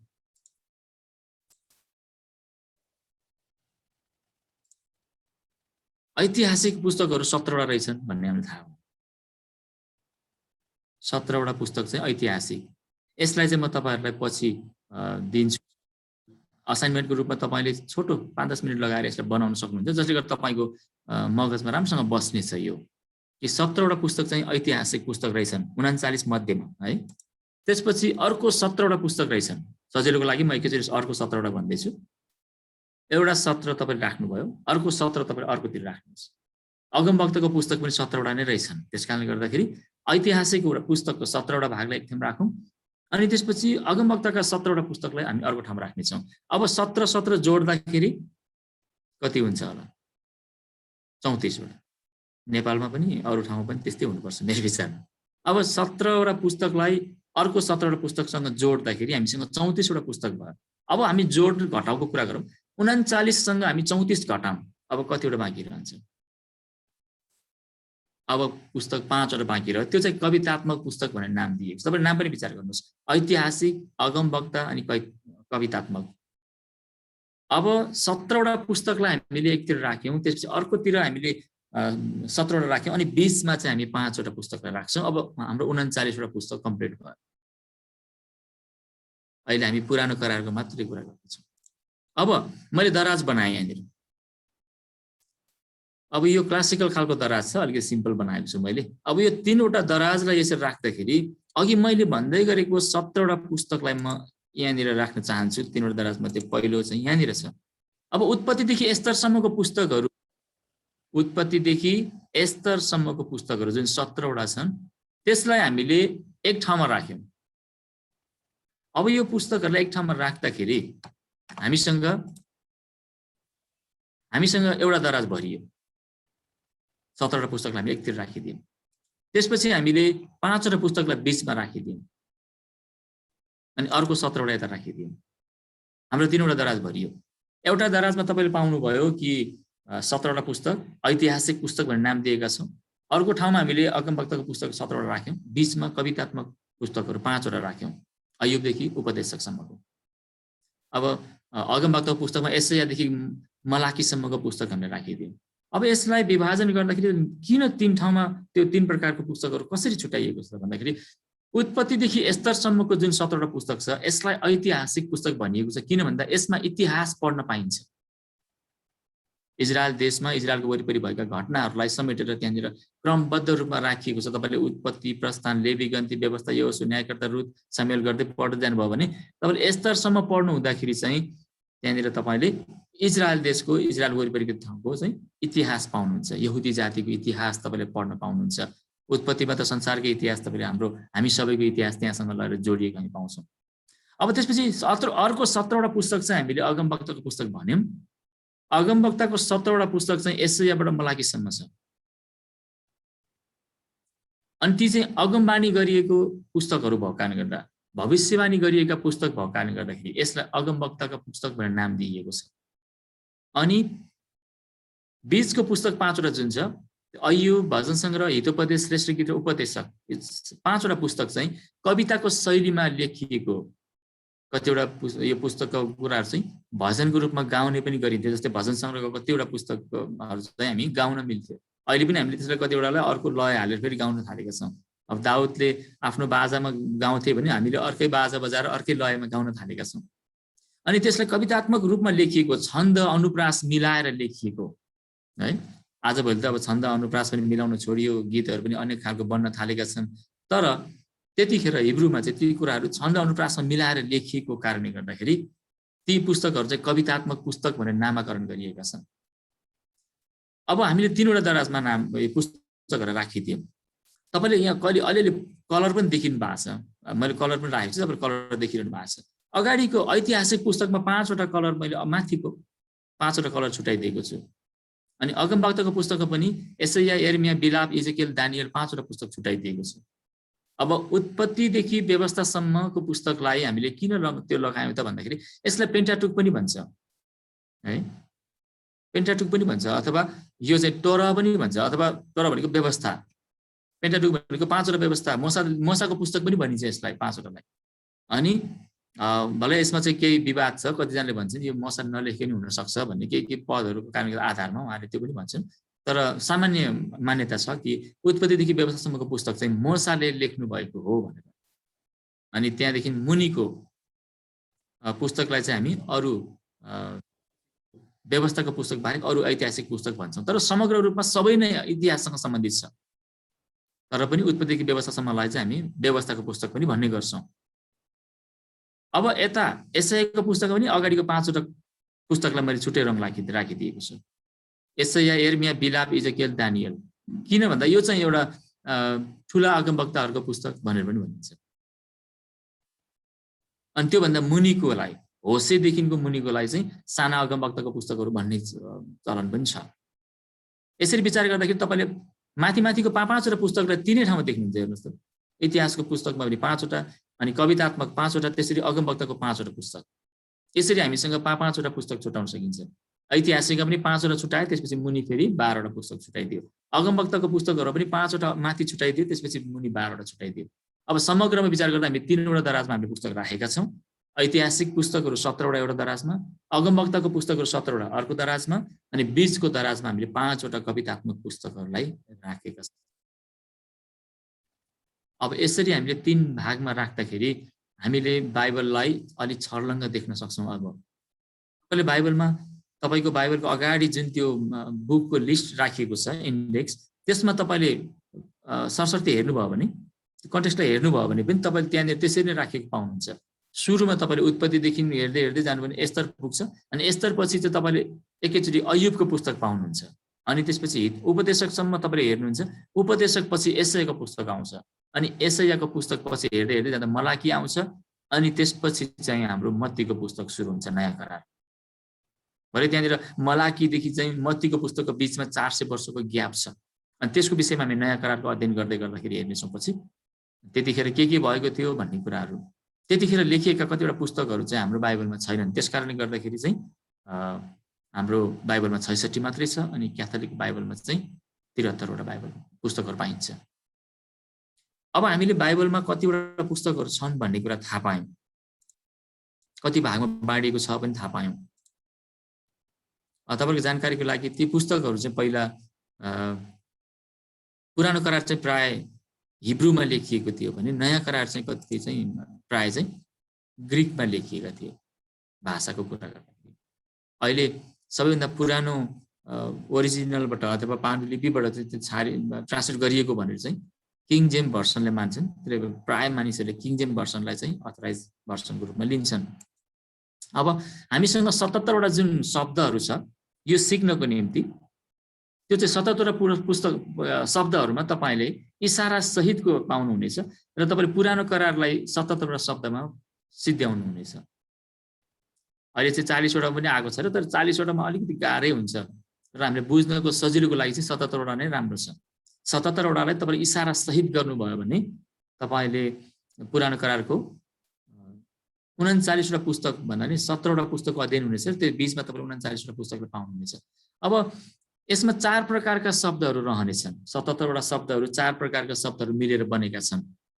जसरी बाइबल चाहिँ 2 भाग मिलेर बनेको छ, अनि पुरानो करार फेरि 3 प्रकारका पुस्तकहरू मिलेर बनेको छ। त्यसरी नै यो 77वटा पुरानो करारको 77वटा शब्दहरू जुन चाहिँ सिक्नको लागि, त्यसलाई 4 प्रकारको प्रमुख शब्दहरूको आधारमा हामी अगाडि हेर्दै जानेछौँ, सिक्दै जानेछौँ। अब पहिलो प्रकारको शब्द कुन हो त भन्दाखेरि प्रमुख व्यक्तिहरू वा पात्रहरू, क्यारेक्टर, प्रोमिनेन्ट क्यारेक्टर्स भन्छौँ हामी। प्रमुख व्यक्तिहरूको बारेमा हामी सिक्दै जान्छौँ। जस्तै बाइबलमा धेरै राम्रोसँगले लामो लामो इतिहास लेखिएका व्यक्तिहरू पाउँछौँ। जस्तै सुरुमा तपाईँले विचार गर्नुभयो भने तपाईँले नुहलाई भेटाउनुहुन्छ है, जसको जीवनमा परमेश्वर ठुलो काम गर्नुभयो जसको जीवनद्वारा। त्यसै गरी तपाईँले अब्राहमलाई भेट्नुहुन्छ, मोसालाई भेट्नुहुन्छ, त्यहाँनिर न्यायकर्ताहरू भेट्नुहुन्छ, राजाहरू भेट्नुहुन्छ, अगमवक्ताहरू भेट्नुहुन्छ है, ठुला ठुला। अनि यसरी नै ती प्रमुख व्यक्तिहरूको बारेमा हामी अध्ययन गर्दै जानेछौँ। ती व्यक्तिहरूको जीवनी हामी हेर्दै जानेछौँ। ती मुख्य व्यक्तिहरूको जीवनमा परमेश्वरले कस्तो योजना राख्नु भएको थियो, कसरी उहाँहरूलाई चलाउनु भएको थियो, उहाँहरूको जीवनका प्रमुख घटनाहरू के थिए इत्यादि कुरा हामी हेर्दै जानेछौँ। त्यसै गरी दोस्रो प्रकारको शब्द चाहिँ प्रमुख घटनाहरू, ती इभेन्टहरू, ती भएका घटनाहरू जसले हामीलाई अहिलेसम्म पनि राम्रो प्रकारको पाठ सिकाउने गर्छ, आधारमा यो अगाडि बढ्नेछ। 77वटा शब्दहरू मध्येमा केही घटनाहरू, इसारा सहितका केही घटनाहरू, घटनासँग सम्बन्धित हुने केही शब्दहरू चाहिँ। त्यस्तै गरेर अर्को शब्दहरू चाहिँ ठाउँहरू। तपाईँले बोकेर हिँड्ने बाइबलमा सबभन्दा पछाडि तपाईँले हेर्नुभयो भने यहाँ यसरी नक्साहरू पनि राखिएको तपाईँले पाउनुहुन्छ है। तर हामीले बाइबल पढ्दा कहिले पनि ख्याल गर्दैनौँ कि हामी ठाउँको बारेमा पढ्दै जान्छौँ, अनि कहाँ चाहिँ के छ हामी नहेर्दै जान्छौँ, हामीलाई थाहै छैन। तर बाइबलमा राखिएका नक्साहरूको ठुलो अर्थ छ, अनि नक्साले तपाईँलाई त्यसको आधिकारिकताको विषयमा बताउँदछ। एकादेशको कथा होइन यो, मैले भनेको छु एकादेशमा भनेर जुन हजुरआमाले नातिलाई बताउँछ नि, नाति नातिनाहरूलाई एकादेश भनेको कहाँ हो? त्यो भनेको हाम्रो ग्लोबमा छैन क्या, त्यो ग्लोबमै नभएको ठाउँ हो त्यो। त्यही भएर एकादेशमा भनिदियो सकिएको होइन, एकादेशमा भनिदियो सकियो। अनि हजुरआमाले सोध्यो त्यो कुन ठाउँको हो नि भन्यो भने चाहिँ एकादेशको थाहा छैन। त्यो देश भनेको नभएको देश हो, त्यो हजुरआमाको दिमाग मात्रै छ त्यो। तर तपाईले बाइबलका कुनै पनि घटनाको बारेमा तपाईले कुन ठाउँको भनेर सोध्नुभयो भने चाहिँ त्यहाँनिर नक्सा बताइएको छ, नक्सा सहित बताइएको छ बाइबलमा। अनि आर्कियोलोजिस्टहरूले त्यो ठाउँलाई किटान गरेर पत्ता लगाएका छन् र त्यससँग त्यहाँ भनिएका घटनासँग सम्बन्धित केही पुरातात्विक कुराहरू त्यहाँनिर उहाँहरूले भेट्टाउनु पनि भएको छ त्यो ठाउँमा। जस्तै अब्रामको विषयमा कुराकानी गर्दा अब्रामले प्रयोग गर्नुभएका भाँडाकुँडाहरू पनि त्यहाँ मुनि भेट्टाएका छन्।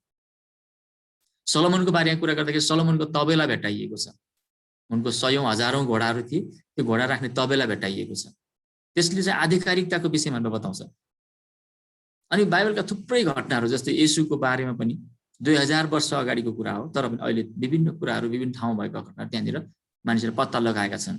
अनि यो घटना सिक्दै जाने क्रममा हामीले यहाँनिर चाहिँ त्यो नक्सा पनि हेर्नेछौँ। म सक्दो कोसिस गर्दैछु कि हामी जुममा भर्चुअली सिक्दैछौँ र पनि यो नक्सालाई हामीले भर्चुअली स्क्रिनमा भए पनि हेरेर हामीले सिक्नेछौँ र थप सहायता तपाईँले बाइबलबाट लिन सक्नुहुन्छ। पछि तपाईँले यो कोर्स सकिसकेपछि क्लास सकेपछि तपाईँले इन्टरनेटमा गएर खोज्न सक्नुहुन्छ, अथवा तपाईँकै बाइबलमा पनि अझै इङ्ग्लिस बाइबलमा अझै राम्रो प्रकार राखिएको पाइन्छ। नेपाली बाइबलमा त्यति धेरै राम्रोसँग क्लियर राखिएको छ, थोरै मात्रै राखिएको छ। इङ्ग्लिस बाइबलमा अझै धेरैवटा नक्साहरू राखिदिएको पाइन्छ, साना साना ठाउँहरूको बारेमा पनि किटान गरेर राखिएको छ। त्यसकारण त्यसलाई पनि हामी हेर्दै जानेछौँ, कुन ठाउँमा भएको घटना हो त यो ठाउँमा भनेपछि अनि त्यसको आधिकारिकता हुन्छ। जस्तै कि तपाईँले कानुनको कुरा गर्नुभयो भने कानुनमा यो छ मात्रै र कानुनको कुन पुस्तकको कुन चाहिँ दफामा लेखिएको छ भनेर भन्न सक्नुभयो भने चाहिँ मान्छेलाई पुरा विश्वास लाग्छ। यो कुरा चाहिँ कानुनको पुस्तकको यति दफाको यति नम्बरको उसमा लेखिएको छ भनेदेखि चाहिँ त्यो मान्छेलाई विश्वास लाग्छ। यो कानुनमा छ मात्रै भनेर विश्वास लाग्दैन, त्यो त नहुन नि सक्छ हैन। त्यसैले कुन ठाउँमा भन्नेले हामीले त्यो जानकारी दिन्छ। त्यस्तै गरेर अर्को चौथो प्रकारको शब्द चाहिँ यो कि प्रमुख समयावधिहरू, टाइम फ्रेमहरू पनि हामी याद गर्नेछौँ। समयको कुरा पनि त्यहाँ आउँछ। कहिले भएको त, अघि मैले एकादेशको कुरा गरेँ, कुनै समयमा भन्ने पनि कथाको सुरुवात तपाईँले पाउनुहुन्छ है। कतिजनाले सुरु गर्नु पर्दाखेरि यतिखेर त्यतिखेर हुँदैन, त्यो त खालि मान्छेले कथेको कथा मात्रै हो। त्यसले गर्दाखेरि त्यो चाहिँ कुनै समयमा, एकादेशमा कुनै समयमा भनेपछि न त्यसको ठाउँ थाहा भयो न त्यसको समय थाहा भयो। तर बाइबलका घटनाहरू त्यस्ता छैनन्। बाइबलका घटनाहरू चाहिँ ठाउँ पनि थाहा छ, त्यसको समय पनि थाहा छ, यति समयमा। अनि बाइबलकै घटनाहरूको आधारमा हामीले अहिले क्यालेन्डर भएको पाउँछौँ, हाम्रो घडी निर्माण भएको पाउँछौँ। अनि एडी र यो बिसी भन्ने त्यसै छुट्टिएको छ हैन। किन त्यस्तो भयो त भन्दाखेरि बाइबलको घटनाहरूको आधारमा पछ्याउँदै जाँदाखेरि बिसी उहाँले पत्ता लगाए। त्यही भएर बिसी चाहिँ उल्टा छ नि, तपाईँले याद गर्नुहुन्छ है। बिसी जति धेरै भयो त्यति पुरानो हो, जति थोरै भयो त्यो त्यति नयाँ हो, अथवा हामीसँग नजिकको घटना हो भने बुझिन्छ। तर एडी चाहिँ जति थोरै भयो, जस्तै हामीले एडीको विचार गर्दाखेरि चाहिँ 500 एडीमा भएको भन्यो भनेदेखि चाहिँ धेरै पुरानो भयो। अहिले हामी 2000 एडीमा छौँ हैन, 2021 एडीमा छौँ। अनि यो चाहिँ धेरै बढ्दै गयो भने हामीसँग नजिक हुन्छ। तर बिसी चाहिँ थोरै भयो भने हामीसँग नजिक हुन्छ। बिचमा 0 छ, त्योभन्दा उता बिसी, यता चाहिँ एडी छ। अनि 0 बाट 2 तिर बढ्दै जान्छ, बिसीबाट बढ्दै जान्छ। बिसी बिचमा चाहिँ 0 छ, अनि बिसी बढ्दै जान्छ। जति जति पुरानो भयो, हामीले चाहिँ दाउदको कुरा गर्नु पर्यो भने त्यो चाहिँ नजिकको भयो, तर अब्रामको कुरा गर्नु पर्यो भने धेरै पुरानो। त्यस्तै गरेर हामीले नयाँ करारको के भन्छ यो एडीको कुरा गर्नु पर्यो भनेदेखि येशू ख्रीष्ट जन्मिनु भएपछि सुरु भयो। येशू ख्रीष्ट चाहिँ 4 बीसीमा जन्मेको भनिन्छ, 4 बीसीमा। त्यसपछि चाहिँ एडी सुरु भयो। अनि त्यसपछि एडी सुरु भएपछि एडी बढ्दै आएर चाहिँ अहिले हाम्रो 2021 सुरु भएको छ। अब हामीले विचार गर्नु पर्दाखेरि चाहिँ यो बाइबलको समयावधि पनि एकदमै महत्त्वपूर्ण छ। त्यसकारण हामी सिक्नेछौँ, यसलाई पनि हामी याद गर्नेछौँ, यसलाई पनि एउटा हामी इसारा दिएर हामीले मनन गर्ने। त्यसकारण गर्दाखेरि बाइबलका यी 4 प्रकारको शब्दहरू हामी याद गर्नेछौँ। प्रमुख व्यक्तिहरू, प्रमुख घटनाहरू, प्रमुख ठाउँहरू अनि प्रमुख समयावधिहरू। यी 4 प्रकारको शब्दको आधारमा हामी यात्रा गर्दै जानेछौँ। यसलाई इसारा सहित गर्नुपर्छ। याद गर्नुपर्ने कुरा चाहिँ इसारा। जस्तै कि तपाईँले कुनै कुरा सुन्न पाउनुभयो कानले, आँखाले देख्न पाउनुभयो, हातले गर्न पाउनुभयो इसारा भनेदेखि तपाईँलाई राम्रोसँग याद हुन्छ।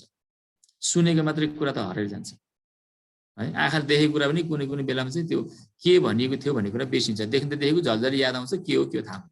त्यसले सुन्नु पनि हुनेछ तपाईँले, अनि देख्नु पनि हुनेछ, र तपाईँले भन्नु पनि हुनेछ, अनि गर्नु पनि हुनेछ। यो तपाईँले पुरै तपाईँको डाइमेन्सन युज गर्नुहुनेछ। तपाईँको सबै अङ्ग प्रत्यङ्गले काम पाउनेछ यो सिक्दाखेरि। त्यस कारणले गर्दा मैले यहाँनिर ग्रिन स्क्रिनको लागि भरको सकेको कोसिस गर्दैछु, ताकि हामीले पुरै इसारा गर्दाखेरि चाहिँ तपाईँलाई ब्याकग्राउन्डमा यो शब्दसहित तपाईँलाई देख्न सजिलो होस् भनेर। अब यो सिक्ने क्रममा हामी 4वटा नियमहरू पाउँछौँ। पहिलो नियम 4वटा सुनौला नियमहरू छन्। यो नियमलाई तपाईँले फलो गर्नुपर्छ, अनि तपाईँले सिक्दाखेरि तपाईँले धेरै फाइदा पाउनुहुन्छ। जस्तै इसारा सँगसँगै बोल्ने पनि गर्नुपर्छ। कतिजनाको चाहिँ एउटा मात्रै काम गर्न सक्ने, जस्तै पार्किन्सन बिमार भयो भने त्यो हुन्छ अरे, एउटा मात्रै काम गर्न सक्छ अरे एकपटकमा, उसको सङ्केत नै एउटा मात्रै जान्छ अरे, त्यो पार्किन्सन बिमार कति डरलाग्दो बिमार हो त्यो। अब यो चाहिँ इसारा सँगसँगै हामीले बोल्नुपर्छ भन्नु खोजेको चाहिँ तपाईँले जुन शब्दको उच्चारण गरिरहनु भएको हुन्छ, तपाईँले त्यो इसारा पनि हुन्छ त्यसको, त्यो इसारा पनि गर्नुपर्छ। जस्तै सृष्टि भनेर भन्छौँ हामी, बाइबलमा 6 दिन लगाएर परमेश्वरले बनाउनु भएको सृष्टिको घटनालाई। अनि सृष्टि भनेर यसरी हात चाहिँ बाँधेर हामीले सृष्टि भन्यो भने त्यसको अर्थ लाग्दैन। हामीले हात फुकाएर सृष्टि भन्दा यसो गर्नुपर्ने हुन्छ। मतलब उहाँले सारा सृष्टिलाई यसरी बनाउनु भयो है, सृष्टि भनेर। तपाईँ मलाई देखिरहनु भएको छैन, तर म चाहिँ यहाँ हात पनि हलाउँदैछु है। सृष्टि भनेर हामीले यसरी ग्लोबको साइन बनाइरहेका हुन्छौँ युनिभर्सको। अनि तपाईँले बोल्नु मात्रै भयो, हातको इसारा गर्नु भएन भने तपाईँले बिर्सिने सम्भावना धेरै हुन्छ, किन तपाईँको अङ्ग प्रत्यङ्गले काम पाएन। तपाईँले बोल्नु मात्रै भयो, आवाज मात्रै निकाल्नु भयो, तर हात गर्नु भएन। तपाईँले हात पनि गर्नुपर्छ। अब हात मात्रै गर्ने तर मुख चाहिँ चुप लाग्ने त्यो पनि भएन। सँगसँगै तपाईँको हात पनि चलाउनुहोस् र सँगसँगै मुखले पनि भन्नुहोस्। अब भन्नुहोस् कि सृष्टि भन्दा तपाईँको हात पनि चलाउनुहोस्। सृष्टि इसारा बिनाको शब्द हुँदैन, शब्द बिनाको इसारा हुँदैन। हामी मुनिबाट यसरी माथि लैजान्छौँ अनि सृष्टि भन्छौँ सँगसँगै है। हामी सिक्दै जानेछौँ पछि। अनि नक्साको कुरा गर्नु पर्दाखेरि त्यो जियोग्राफिकल जुन ठाउँहरू छ त्यो ठाउँहरूलाई तपाईँले देखाउँदाखेरि चाहिँ उतै हेर्नुपर्छ। कतिपल्ट हामी एकतिर देखाउँछौँ एकतिर हेर्छौँ, त्यो गलत कुरा हो। त्यो गर्दाखेरि तपाईँले एकुरेट त्यो ठाउँलाई देखाइरहनु भएको हुँदैन कि। त्यसले गर्दाखेरि तपाईँले जहाँनिर देखाउनु पर्ने हो त्यहीँनिर तपाईँले देखाउनु पर्छ, अनि त्यहीँनिर तपाईँले हेर्नु पनि पर्छ, त्यहीँनिर हेर्नुपर्छ। जस्तै तपाईँले आफ्नो मान्छेलाई भिडमा चाहिँ तपाईँले आफ्नो मान्छेले देखाउनु पर्यो भने कसरी देखाउनुहुन्छ? तपाईँले यही मान्छे मेरो हो भनेर यसरी यता हेरेर देखाउन सक्नुहुन्न नि, हुन्छ र? उता हेरेर यता यो मान्छे मेरो मान्छे हो भनेर भन्नु सक्नुहुन्छ र? तपाईँले आफैले पनि कन्फर्म गर्नको लागि हेर्नुपर्छ, ओ यो मान्छे हो भनेर तपाईँले भन्नुहुन्छ। अनि अरू देख्ने मान्छेले ठ्याक्कै पत्ता लगाउँछ, यो फलानुको बारेमा भन्नुभएको रहेछ। त्यस कारण तपाईँले जुन ठाउँलाई देखाउनुहुन्छ त्यही ठाउँमा हेर्नुहोस्, अनि तपाईँ आफैलाई पनि कन्फिडेन्स हुन्छ। अर्को पालि पनि तपाईँले त्यही देखाउनुहुन्छ। एकतिर हेर्दै एकतिर देखाउनु भयो भनेदेखि चाहिँ अर्को पालि तपाईँले अन्त्यतिर देखाउनुहुन्छ फेरि त्यही एउटा ठाउँलाई। त्यस्तो त हुँदैन नि है। त्यो ठाउँ सधैँभरि त्यही हुनुपर्छ, अनि तपाईँले हेरेर गर्नुपर्ने हुन्छ। अर्को कुरा चाहिँ दायाँतिरको ठाउँलाई दायाँ हातले नै गर्ने, अनि बायाँतिरको त्यो ठाउँलाई चाहिँ बायाँले देखाउनु। जस्तै तपाईँले दायाँ कान समाउनु भने तपाईँ के गर्नुपर्छ? मैले दायाँ हातले दायाँ कान समाउँछु होइन। अब यसरी समाउनु पर्ने के जरुरत छ? देब्रे हातले दायाँ कान समाउनु पर्ने आवश्यक छैन नि होइन। हामी दायाँ हातले दायाँ कानलाई दायाँ हातले समाउँछौँ, देब्रे कानले देब्रे हातले समाउँछौँ। 1-2वटा इसारा बाहेक तपाईँले सबै ठाउँलाई दायाँतिरको ठाउँहरूलाई तपाईँले दायाँ हातले देखाउने गर्नुहोस्, बायाँतिरको ठाउँलाई बायाँ हातले देखाउनुहोस्। राइटको राइट, लेफ्टको लेफ्ट। यसरी समाउनु पर्दैन अथवा यसरी समाउनु पर्दैन है, तपाईँ यसरी समाउनुहोस्।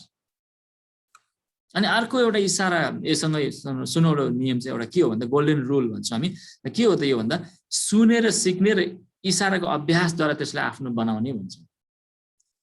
कोही कोही मान्छे चाहिँ हामीले लाइभ सिकाउँदाखेरिको अनुभव, फिल्डमा हामीले सिकाउँदाखेरि चाहिँ कोही कोही व्यक्तिहरू प्राय पास्टर अगुवाजनहरू चाहिँ पछाडि बस्नु भएको हुन्छ कि। अनि उहाँले पछाडि बसेर उहाँले अभ्यास गर्नुहुन्न कि। मजाले सुन्नु चाहिँ हुन्छ पुरै ध्यान दिएर, तर हात बाँधेर उहाँ थपक्क बस्नु भएको हुन्छ। उहाँले अभ्यास कहिले गर्नुहुन्न कि।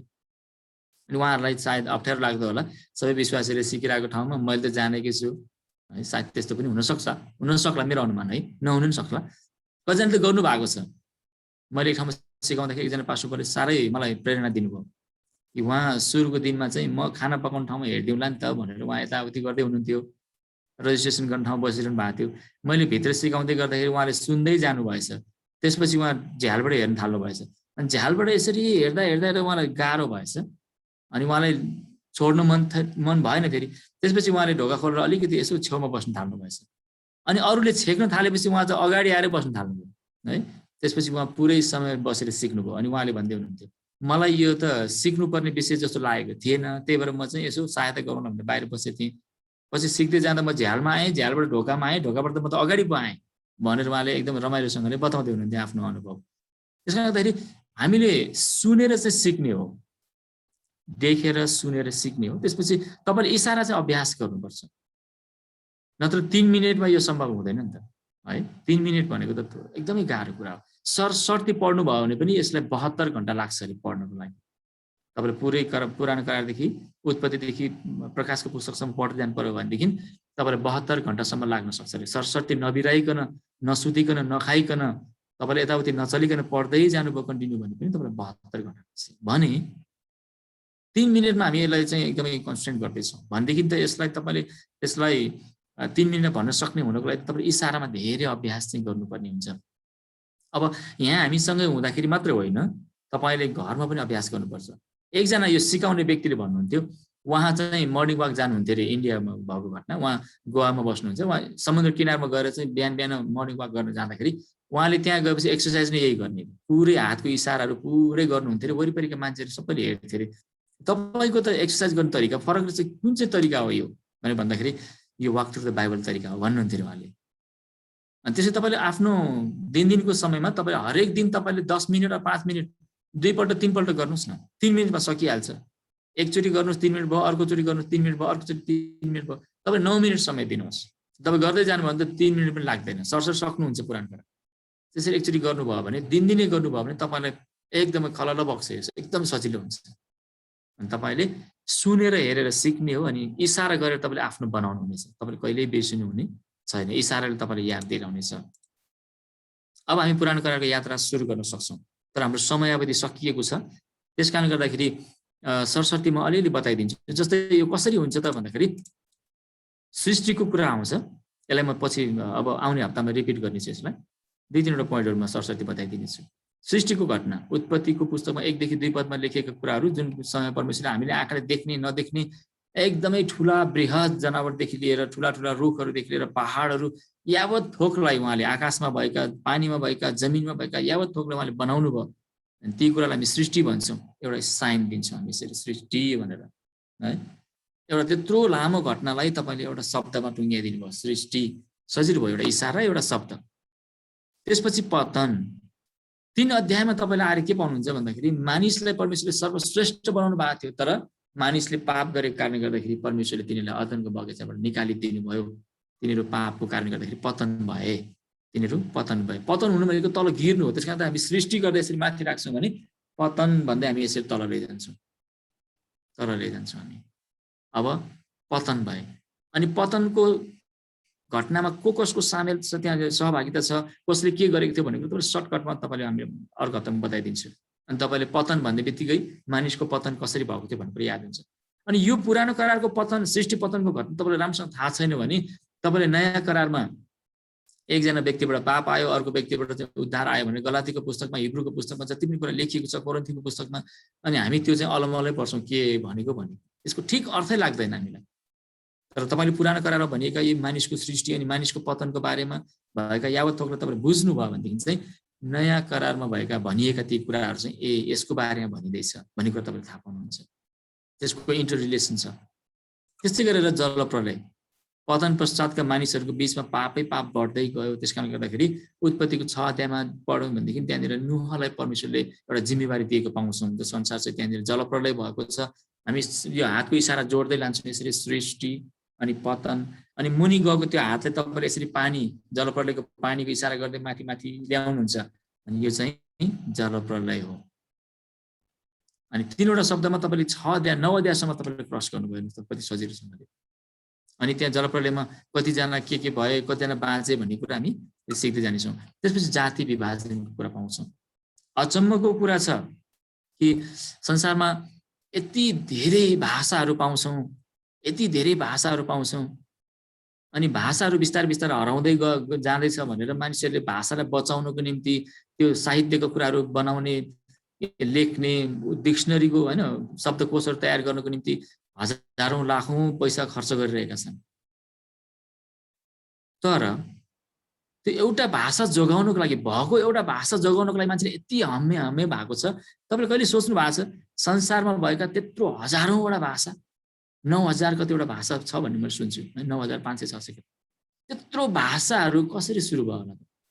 अहिलेको एकदमै हामी टेक्नोलोजीको जमानामा छौं र पनि हामी एउटा भाषाको एउटा शब्द पनि हामी निर्माण गर्न सक्दैनौं। एउटा भाषा प्रचलित बनाउनलाई यति गाह्रो छ। तपाईले एउटा नयाँ भाषा बनाउनु भयो भने, नयाँ शब्द बनाउनु भयो भने तपाईले मात्रै बुझ्नुहुन्छ, त्यो अरूले बुझ्दैन, त्यो हराएर जान्छ त्यो। तर त्यतिखेरको समयमा यत्रो भाषा कसरी बन्यो होला? त्यतिखेर त टेक्नोलोजीको कुरा पनि थिएन, यति विकसित समय पनि थिएन। कसरी सम्भव भयो त्यो भन्दाखेरि यसको विषयमा हामी उत्पत्तिको पुस्तकमा पाउँछौं। उत्पत्ति सबै कुरा सुरुवात भएको छ अनि जाति विभाजनको कुरा त्यसरी भएको छ। विभिन्न भाषा बोल्ने मानिसहरू फरक फरक भएको हो। यो जाति भन्ने बित्तिकै हामी कामको आधारमा छुट्याइएको पाउँछौं नेपाली समुदायमा, इन्डिया नेपालमा प्राय ठाउँमा। अनि त्यहाँनिर कास्टिजमको कुराहरू मान्छेले गर्ने गर्छन्, जातित्वको कुराहरू। तर यो जाति भनेको चाहिँ भाषाको आधारमा छुटिएको वास्तवमा। तपाईले विचार गर्नुहोस्, चाइनिज बोल्नेहरू छुट्टै छन्, चाइनामा पनि विभिन्न भाषा बोल्नेहरू छुट्टै छुट्टै प्रान्तमा बस्ने गर्छन्, जापानिज बोल्नेहरू जापानमा बस्ने गर्छन्, अरबी बोल्नेहरू अरबीतिर बस्छन्, नेपालमा पनि विभिन्न भाषा बोल्ने जातिहरू फरक फरक ठाउँ बसेका छन्।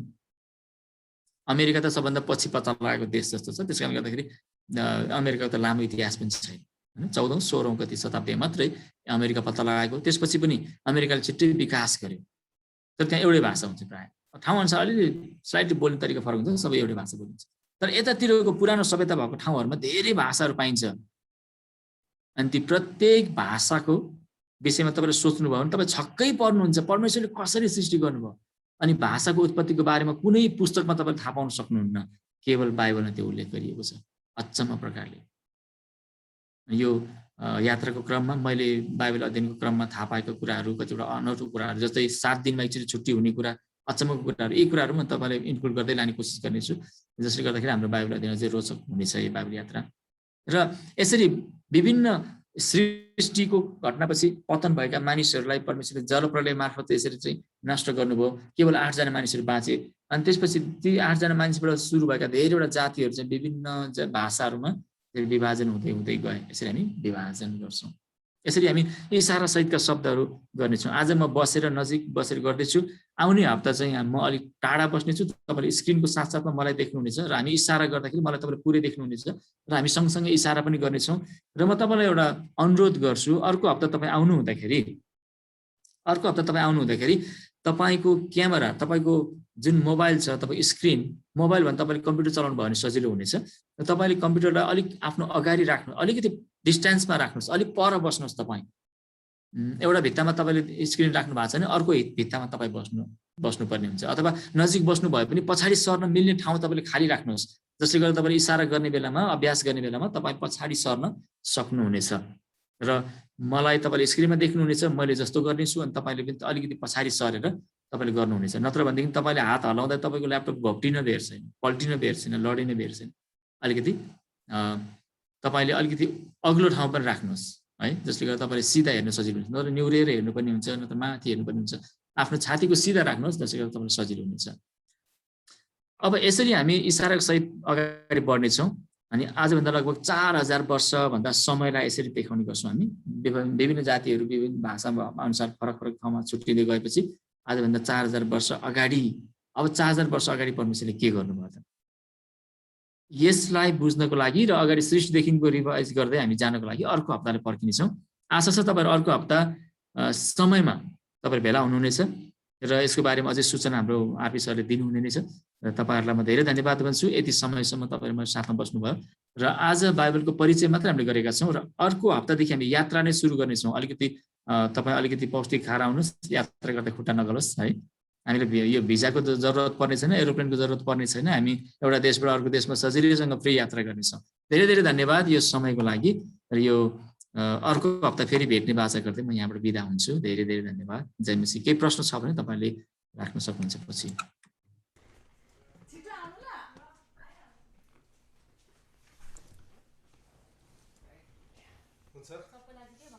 धन्यवाद छ आदरणीय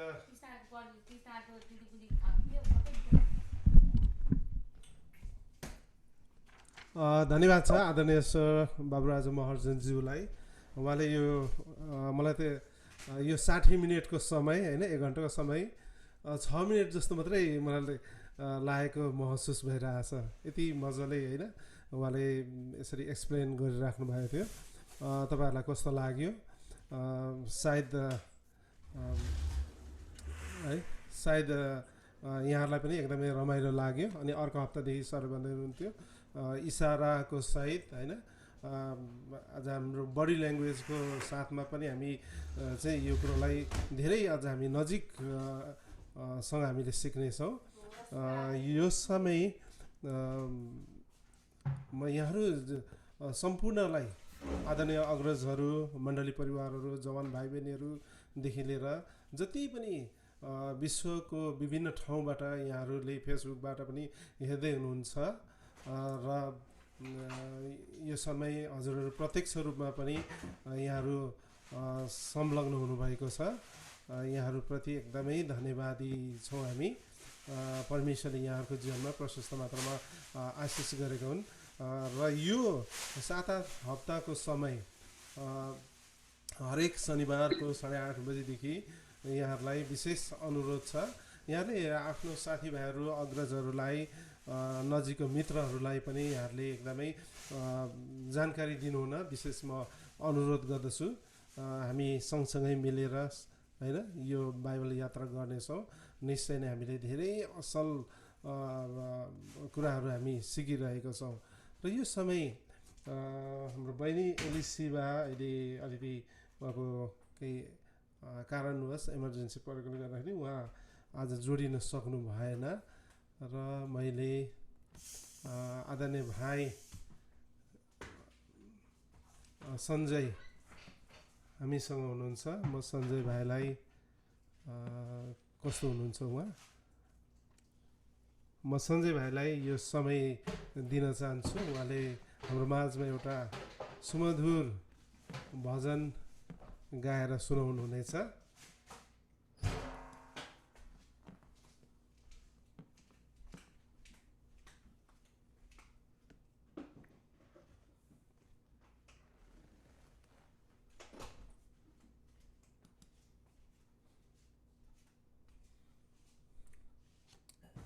हुन्छ अनि यो भजन पछाडि यहाँहरू तयारी हुनुहोला। यहाँहरूले आफ्नो जिज्ञासाहरू यहाँले राख्न सक्नुहुनेछ। 10 मिनटको समय हाम्रो प्रश्न उत्तरको समय रहनेछ र यो समय हाम्रो भाइ सञ्जयलाई स्वागत गरौँ।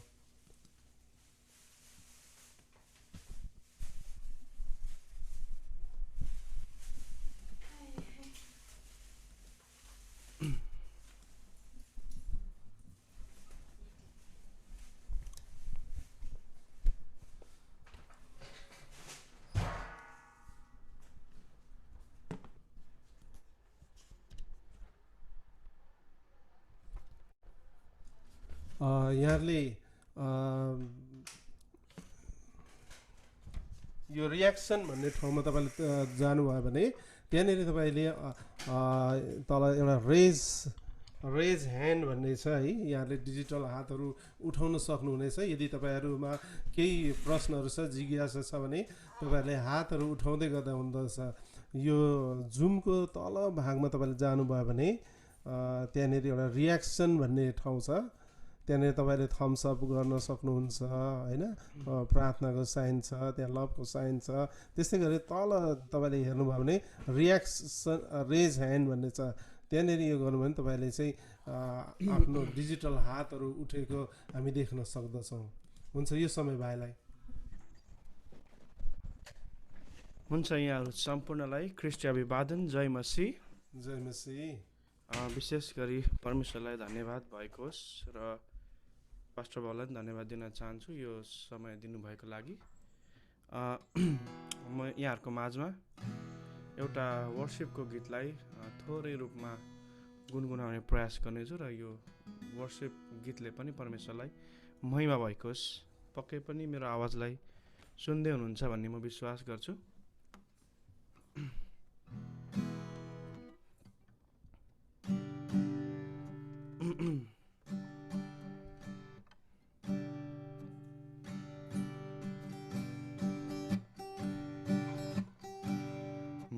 मलाई सम्हाल्नु हो मलाई डोर्याउनु हो म त कमजोर छु लडखडाउँदछु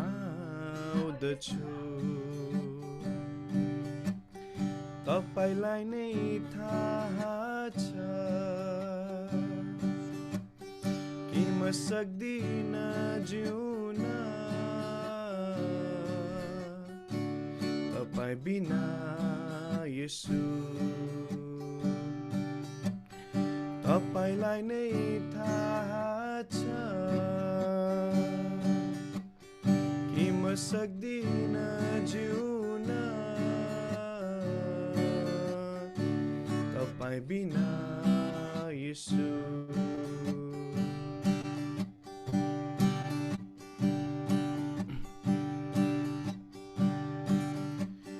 प्रत्येक दिन सयौं बाधाहरूलाई सामना गर्न पर्दा येशू दिनुहोस् तपाईको सामर्थ मलाई म विजय बनूं प्रत्येक दिन हजारौं आवाजहरू गुन्जन्दछ यो मस्तिष्कमा तीमध्ये तपाईको आवाजलाई म चिन्न सकूं तपाईलाई नै थाहा छ कि म सक्दिन जिउन तपाईँ बिना येशू तपाईलाई नै थाहा छ कि म सक्दिन जिउन तपाईँ बिना येशू तपाईलाई भेट्न आएको छु पुज्न आएको छु आदर गर्न आएको छु तपाईँ जयहरू कोही छैन कोही पनि छैन तपाईँ मात्र मेरो प्रभु तपाईलाई भेट्न आएको छु पुज्न आएको छु आदर गर्न आएको छु तपाईँ जयहरू कोही छैन कोही पनि छैन तपाईँ मात्र मेरो प्रभु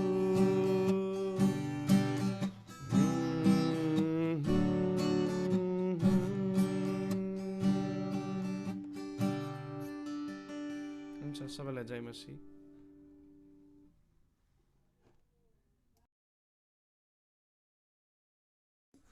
धन्यवाद छ आदरणीय भाइलाई हामीले मिठो भजन हामीले सुनिसकेको छौँ अनि यो समय हामी ढिला नगरिकन प्रश्न उत्तरको कार्यक्रममा गइहाल्नेछौँ र यो प्रश्न उत्तरको समयमा हाम्रो पहिलो हात उठेको छ हाम्रो आदरणीय दाजु ज्ञान दाजु अर्थात् याकुब पौडेल दाजु हुनुहुन्छ उहाँले प्रश्न राख्नुहुन्छ अनि प्रश्न राख्दाखेरि तपाईँले कम्तीमा ढिलो भनेको 1 मिनेटभित्रमा तपाईँले सिधाइदिनुहोस् है एकदम छिटो एउटै मात्र प्रश्न गरिदिनुहोस् अलिक सान्दर्भिक यहाँहरू जो कसरी हुन्छ सरलाई जय मसीह जय मसीह जय मसीह सुन्नुभयो होला म एकदमै सानो पनि छोटो पनि छ मेरो चाहिँ अब यो एउटा जिज्ञासा जस्तो अलिकति छिटो भयो जस्तो लाग्यो बोल्दाखेरि अलिकति छिटो भयो जस्तो लाग्यो अलिकति ढिलो गरिदिनु भए अलिक बुझिन्थ्यो कि जस्तो लागेको छ मलाई चाहिँ धन्यवाद सरले कसरी जवाब दिनुहुन्छ म एकदमै माफी चाहन्छु मलाई एपी सरले भन्नुभएको थियो कि अलिकति स्लो गर्नुपर्छ होला भनेर मैले घरिघरि याद गर्दै थिएँ, बिबिचमा मैले कोसिस त गरेँ, तर माफ गर्नुहोस् मेरो बानी नै रहेछ कि के हो त्यो छिटो बोल्ने है। त्यसले गर्दा म अलि अगाडि बढेछु। मैले बिबिचमा त ठ्याक्कै आरपी सरले भन्नुभएको मैले याद गर्दै थिएँ, म स्लो डाउन गर्ने कोसिस पनि गर्दै थिएँ। म एकदमै याद गर्नेछु दा, धेरै धन्यवाद। अर्को हप्तादेखि धन्यवाद दाजुलाई। हुन्छ, अरू यहाँ कसैको अरू प्रश्न छ भने हजुरहरूले राख्न सक्नुहुनेछ। फेरि पनि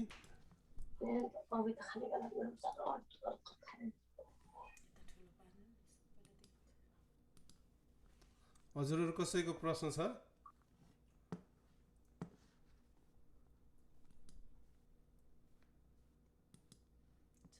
हात उठाउन सक्नुहुन्छ हजुरहरूले।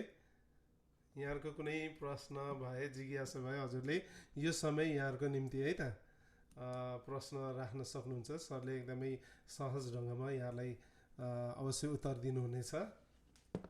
अर्थात् अघि मैले भन्दै थिएँ तपाईँले त्यो रियाक्सनको बटनमा गएर तपाईँले थिच्नुभयो भने तल रेज ह्यान्ड भन्ने छ, त्यहाँनिर तपाईँले आफ्नो डिजिटल हात पनि उठाउन सक्नुहुनेछ।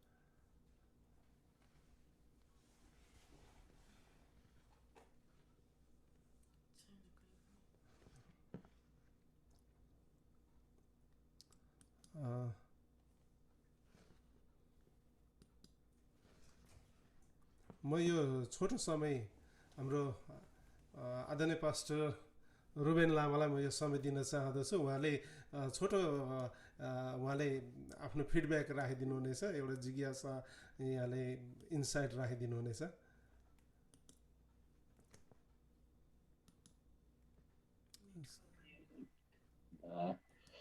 पास्टर दानियल गुरुबालाई धन्यवाद यस समय दिनुभएको लागि। अनि हाम्रो आजको टिचर हाम्रो महर्जन सरलाई विशेष धन्यवाद। साह्रै राम्रो प्रकारले सिकाउनु भयो अनि हामीले धेरै कुरो सिक्ने मौका हामीले पाएका छौँ। मैले चाहिँ विशेष एक दुई कुरोहरू नयाँ कुरोहरू सिक्ने मौका पाएँ। अनि त्यो इसाराले गर्ने कुरो, एक्सनले गर्ने कुरो, एक्सन साथसाथै आफूले बताउन खोजेको के हो भन्ने कुरो सही डिरेक्सनमा देखाउनु पर्ने कुरोहरू, अनि यो मेरो लागि एकदम नयाँ थियो। अनि अर्को कुरो चाहिँ अब विशेष हामीले जुन कुरो सिक्दैछौँ अनि सिक्दै गर्ने क्रममा चाहिँ हामीले जान्नुपर्ने कुरो चाहिँ के रहेछ भने जुन कुरो हामीले सिकाउँछौँ अनि सिकाउनको लागि आफू चाहिँ पहिला पोख्त हुनुपर्ने, आफूले चाहिँ जे होस् सिकेको कुरोमा कन्फिडेन्ट हुनुपर्ने अनि सिकाउन सक्ने रहेछ भन्ने कुरो मैले आजको यो सर्वेबाट सिक्दै थिएँ। अनि मलाई यो धेरै आशिषमय लाग्यो। अनि यो अब नयाँ कुरो त अझै आउँदैछ अनि भित्रभित्र मैले धेरै कुरो सिक्दैछु। अनि अब यो जुन जुन मैले कोट गरेको छु अनि विशेष फोटो पनि खिचेर राखेको छु, अनि यो मेरो लागि फेरि रिभ्यूको लागि हुनेछ। अनि यो एउटा मेरो प्रश्न जस्तो पनि अटोमेटिकली मनमा आएको प्रश्न यो चाहिँ। अनि मेरो एकजना साथी हुनुहुन्थ्यो, पास्टर साथी, अनि उहाँले चाहिँ एउटा कुरो के भन्नुहुन्थ्यो भने यो जेनेसिस भन्दा अगाडि अथवा उत्पत्ति भन्दा अगाडिको किताबहरू पनि थियो अनि रहेछ, तर त्यो इन्क्लुड गरेको रहेन रहेछ भन्नुभयो। अनि त्यो कुन कुन किताबहरू हो त भनेको उहाँले त्यो भन्नु चाहनु भएन, तर यो फ्याक्ट हो कि होइन, यदि हो भने छ भने किन इन्क्लुड गर्नु भएन होला जस्तो मेरो सोच है। यो चाहिँ मेरो प्रश्न। अनि हाम्रो आदरणीय आजको गुरुबालाई यो प्रश्न साथै धन्यवाद पनि दिन चाहन्छौँ, राम्रो प्रकारले सिकाउनु भयो।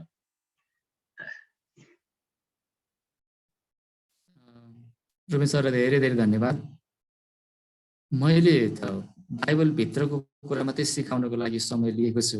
उहाँले बाइबलभन्दा अगाडिको उत्पत्तिको पुस्तक भन्दा नि अगाडिको भन्नुभयो।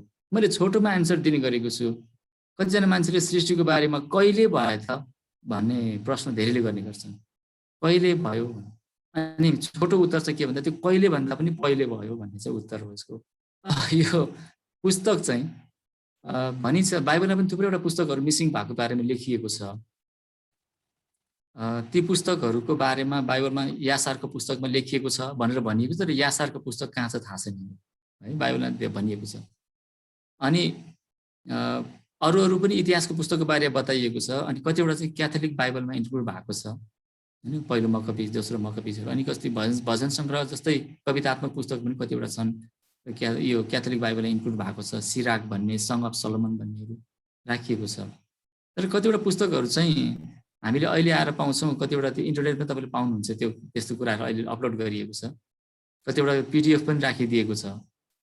तर क्यानन सिटीले जुन प्रकारले टाइम फ्रेममा प्रभु बोल्नु भएको, जुन पुस्तकहरूमा चाहिँ परमेश्वर बोल्नुभयो, सर्वशक्तिमान परमेश्वरले भन्नुभयो अथवा सेनाहरूका परमप्रभु भन्नुहुन्छ भन्ने प्रकारले जतिवटा पुस्तकहरू त्यहाँ राखिएका छन्, अनि अगाडि पछाडि त्यो भनिएको थियो भने त्यो बिचको समयमा भनिएका त्यो त्यस्तो नभनिएका पुस्तक पनि बाइबलमा राखिएका छन्। त्यस कारणले गर्दाखेरि मलाई खासै जानकारी भएन त्यो कुन कुन पुस्तक हो भनेर चाहिँ। तर मैले पनि चासो राखेको कारणले गर्दाखेरि मैले क्याथोलिक बाइबल चाहिँ ल्याएरै पढेको हो। त्यसले गर्दाखेरि त्यो मकबिजको पुस्तकहरू, त्यो सिराकको पुस्तकहरू चाहिँ मलाई धेरै इन्ट्रेस्टिङ लाग्यो। त्यहाँनिर कतिवटा पुस्तकहरू चाहिँ जुन चाहिँ इजरायलको इतिहासमा भएको तर परमेश्वर नबोल्नु भएको समयमा क्यानन सिटीले प्रमाणित गरे अनुसार त्यतिखेर परमेश्वर बोल्नु भएको थिएन रहेछ। त्यस कारणले गर्दा हामीलाई यो चाहिँ मानिसको बुद्धिले लेखेको, मानिसको प्रेरणाले लेखेको कुरा हामीले आवश्यक छैन भनेर हाम्रो बाइबलमा इन्क्लुड गरिएको छैन। त्यसले गर्दाखेरि माफ गर्नुहोस्, मलाई त्योभन्दा बेसी अलि जानकारी भएन। ओके, थ्याङ्क यू, धन्यवाद छ आदरणीय सरलाई अनि प्रश्नकर्ता हाम्रो आदरणीय पास्टर बाबालाई पनि। साँच्चै नै यो कुरोहरूले नै आज हाम्रो चाहिँ होइन भित्र हाम्रो मनमा लागिरहेको हुँदछ। तर म यस्तो कुरोहरू मलाई बुझ्नु मन लागेर होइन, तर कतिचोटि हामी प्रश्न उठाउन सकिरहेको हुँदैनौँ। तर यो प्रश्न उत्तर कार्यक्रमले आज हामीलाई धेरै कुराहरू हामीले बुझ्न सकिरहेको हुँदछौँ। अनि यो समय म ढिला नगरिकन हाम्रो आदरणीय पस्नी आमा सङ्गीता लामा हुनुहुन्छ, धेरै वर्ष अगाडिदेखि सेवाकाई गर्दै आउनुभएको है। अनि पस्नी आमालाई म छोटो हजुरको तर्फबाट पनि छोटो एउटा इन्साइट राखिदिनु अनुरोध गर्दछु। अनि त्यसको पछाडि चाहिँ सरसर आदरणीय पास्टर बुवाले यो सेवाकाईको आखिरी प्रार्थना र आशिषको प्रार्थना गरेर बिट मार्ने काम अनि 2 शब्द राखिदिने काम गर्नुहुनेछ आदरणीय पास्टर डिबी लामाज्यूले। हजुरलाई यो समय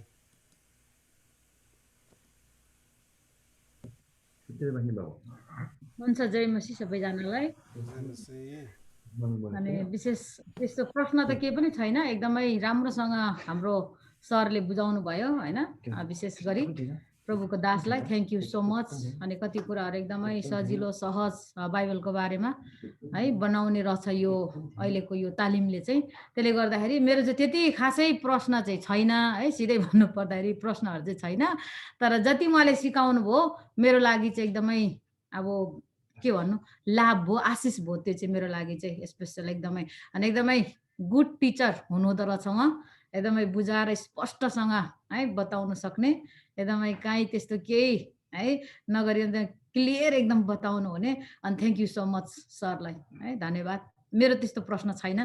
अनि अझै मेरो त यस्तो जस्तो लाग्यो सिरियल जस्तो, सिरियलहरू हेर्दा मान्छे एडिक्ट हुन्छ भन्छ नि, त्यस्तै अब अर्को हप्ता चाहिँ के हुने होला भन्ने चाहिँ मेरो मनमा त्यस्तो चाहिँ भइरहेको थियो होइन। अब गएको गएकै गर्नु पर्थ्यो कि अब कन्टिन्यू रूपमा नसिद्धिउन् जेलसम्म भन्ने चाहिँ लागिरहेको थियो। तर अब उहाँले आउने हप्ताको लागि हामी पर्खिनेछौँ होइन। एकदम मजा लाग्यो, रमाइलो लाग्यो। 1 घन्टा गएको एकदमै है बितेको त्यति है लामो जस्तो लागेन, 10-15 मिनटमै सिद्धिएको जस्तो लाग्यो। अनि एकदमै हाम्रो सरलाई थ्याङ्क यू सो मच, धन्यवाद। प्रश्न चाहिँ छैन, धन्यवाद। एकदम क्लियर बुझाउनु भयो, थ्याङ्क यू। हुन्छ, हामी प्रार्थना गर्नेछौँ। हाम्रो आदरणीय सरको लागि प्रार्थना गर्नेछौँ। हाम्रो बाबुराजा महर्जन उहाँ चाहिँ न्युज रिडर जस्तो लाग्यो मलाई चाहिँ।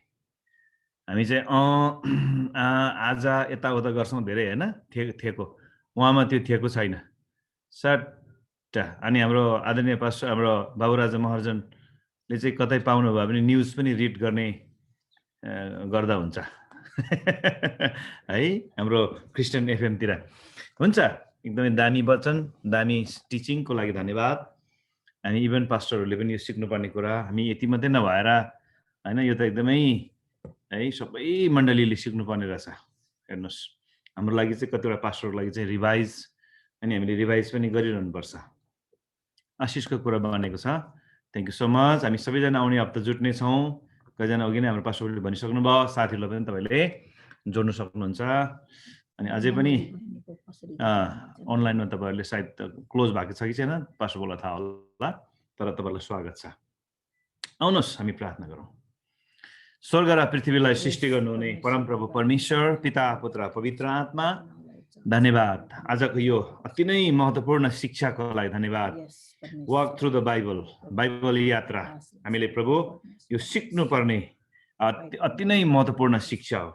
आज हामी धेरैजनाले प्रभु विश्वासीहरूले मण्डलीले बाइबल त बोकिराखेको छ, तर बाइबल के हो, कसरी यसलाई पढ्ने, अनि यो भित्र के छ, अनि प्रभु यसको सन्देश के हो हामीलाई थाहा छैन।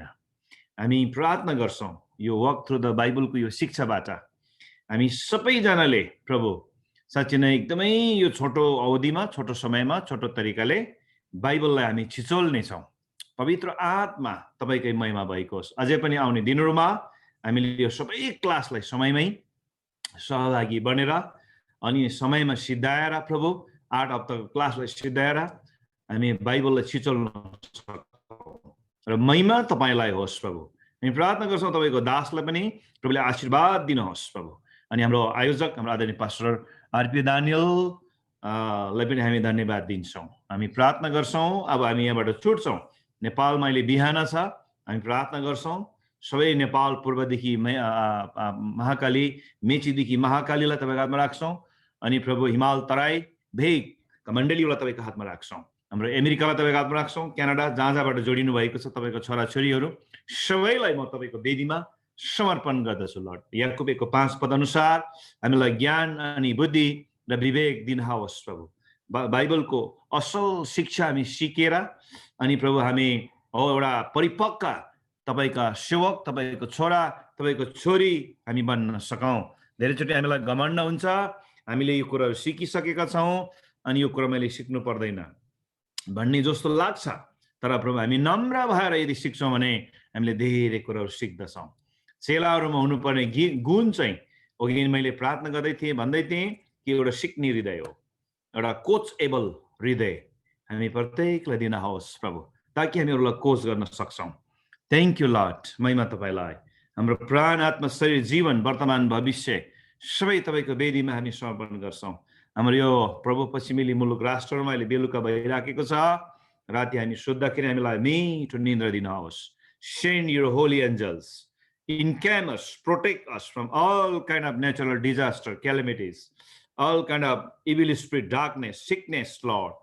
हामी प्रार्थना गर्छौँ आतंकवादीको हमलाहरूबाट हामीलाई बचाउनुहोस्, दुष्ट मानिसहरूको आक्रमणहरूबाट बचाउनुहोस्, प्राकृतिक जोखिमका कुराहरूबाट बचाउनुहोस्, मनमा अशान्तिका कुरालाई हामीलाई प्रभु अलग राख्नुहोस्। पवित्र आत्माको जोय, पिस, शान्ति र आनन्दले हामीलाई भर्नुहोस् लर्ड। हाम्रो जीवनबाट केवल तपाईँ प्रभुलाई नै महिमा भएको होस्।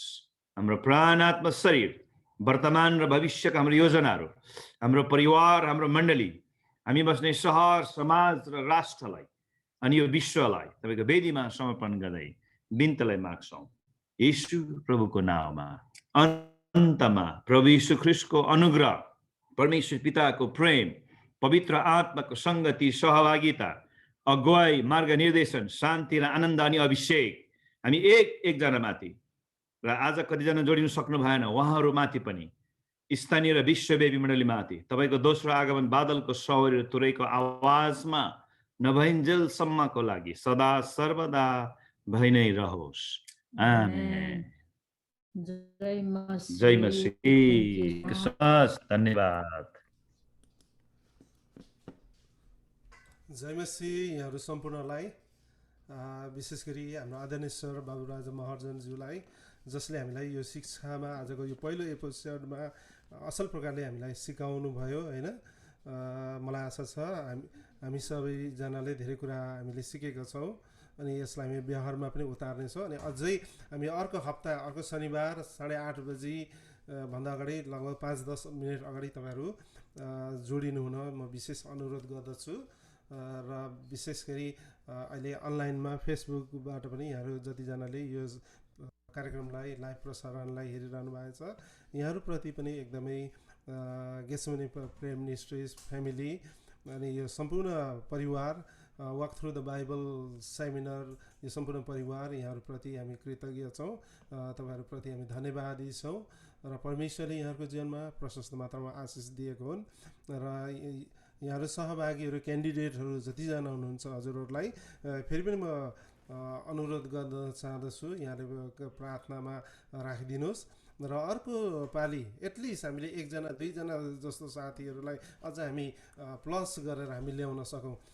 प्राय भोलिको दिन कतिजनाको हाम्रो आराधना सङ्गति छ, त्यो आराधना सङ्गतिमा पनि यहाँहरूले सकेसम्म हजुरहरूले सूचना गरिदिनुहोस्। अनि यो चाहिँ सम्पूर्ण मण्डलीका अग्रजहरूदेखि लिएर सम्पूर्ण सबैजनाको लागि मण्डलीका हरेक विश्वासीको लागि चाहिँ एकदमै महत्त्वपूर्ण छ। हजुरलाई फेरि पनि यो एकदमै रिक्वेस्ट गर्न चाहेँ मैले र यहाँहरू सम्पूर्णलाई आदरणीय अग्रजहरू, आजको शिक्षक, आजको यसरी भजन गाएर आज हामीलाई सुनाउनु हुने हाम्रो आदरणीय भाइदेखि लिएर यसरी आदरणीय गुरुबा गुरुआमाहरू जसले प्रश्न राखिदिनु भयो हाम्रो दाजुले होइन, यहाँहरूलाई पनि यहाँहरूको एउटा असल जिज्ञासा राखिदिनु भएको लागि धन्यवाद दिँदछु। अनि सरले एकदमै सजिलैसँग सरल तरिकाले उत्तर दिनुभएको छ, त्यसको निम्ति नै धन्यवाद दिँदछौँ। अनि हाम्रो सरको निम्ति हामी विशेष प्रार्थना गरौँ। आउँदो एपिसोड, आउँदो सेवाकाई अझ महत्त्वपूर्ण छ। यहाँहरू सबैले कसैले पनि यो सेवाकाईलाई नछुटाउनु हुन म विशेष अनुरोधको साथमा यहाँहरू सबैजनालाई फेरि पनि एकचोटि अभिवादन र यहाँहरू सबैजनालाई जय मसीह।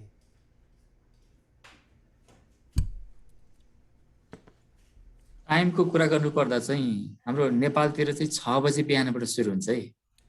8 बजे आउनुभयो भने त सकिसकेको पो हुन्छ टाइम हो 8:30 चाहिँ। हाम्रो यता 6 बजे बिहान सुरु हुन्छ आइतबारको बिहान। टाइम साथ आउनु होला। हुन्छ, धन्यवाद सबैलाई। जय मसीह।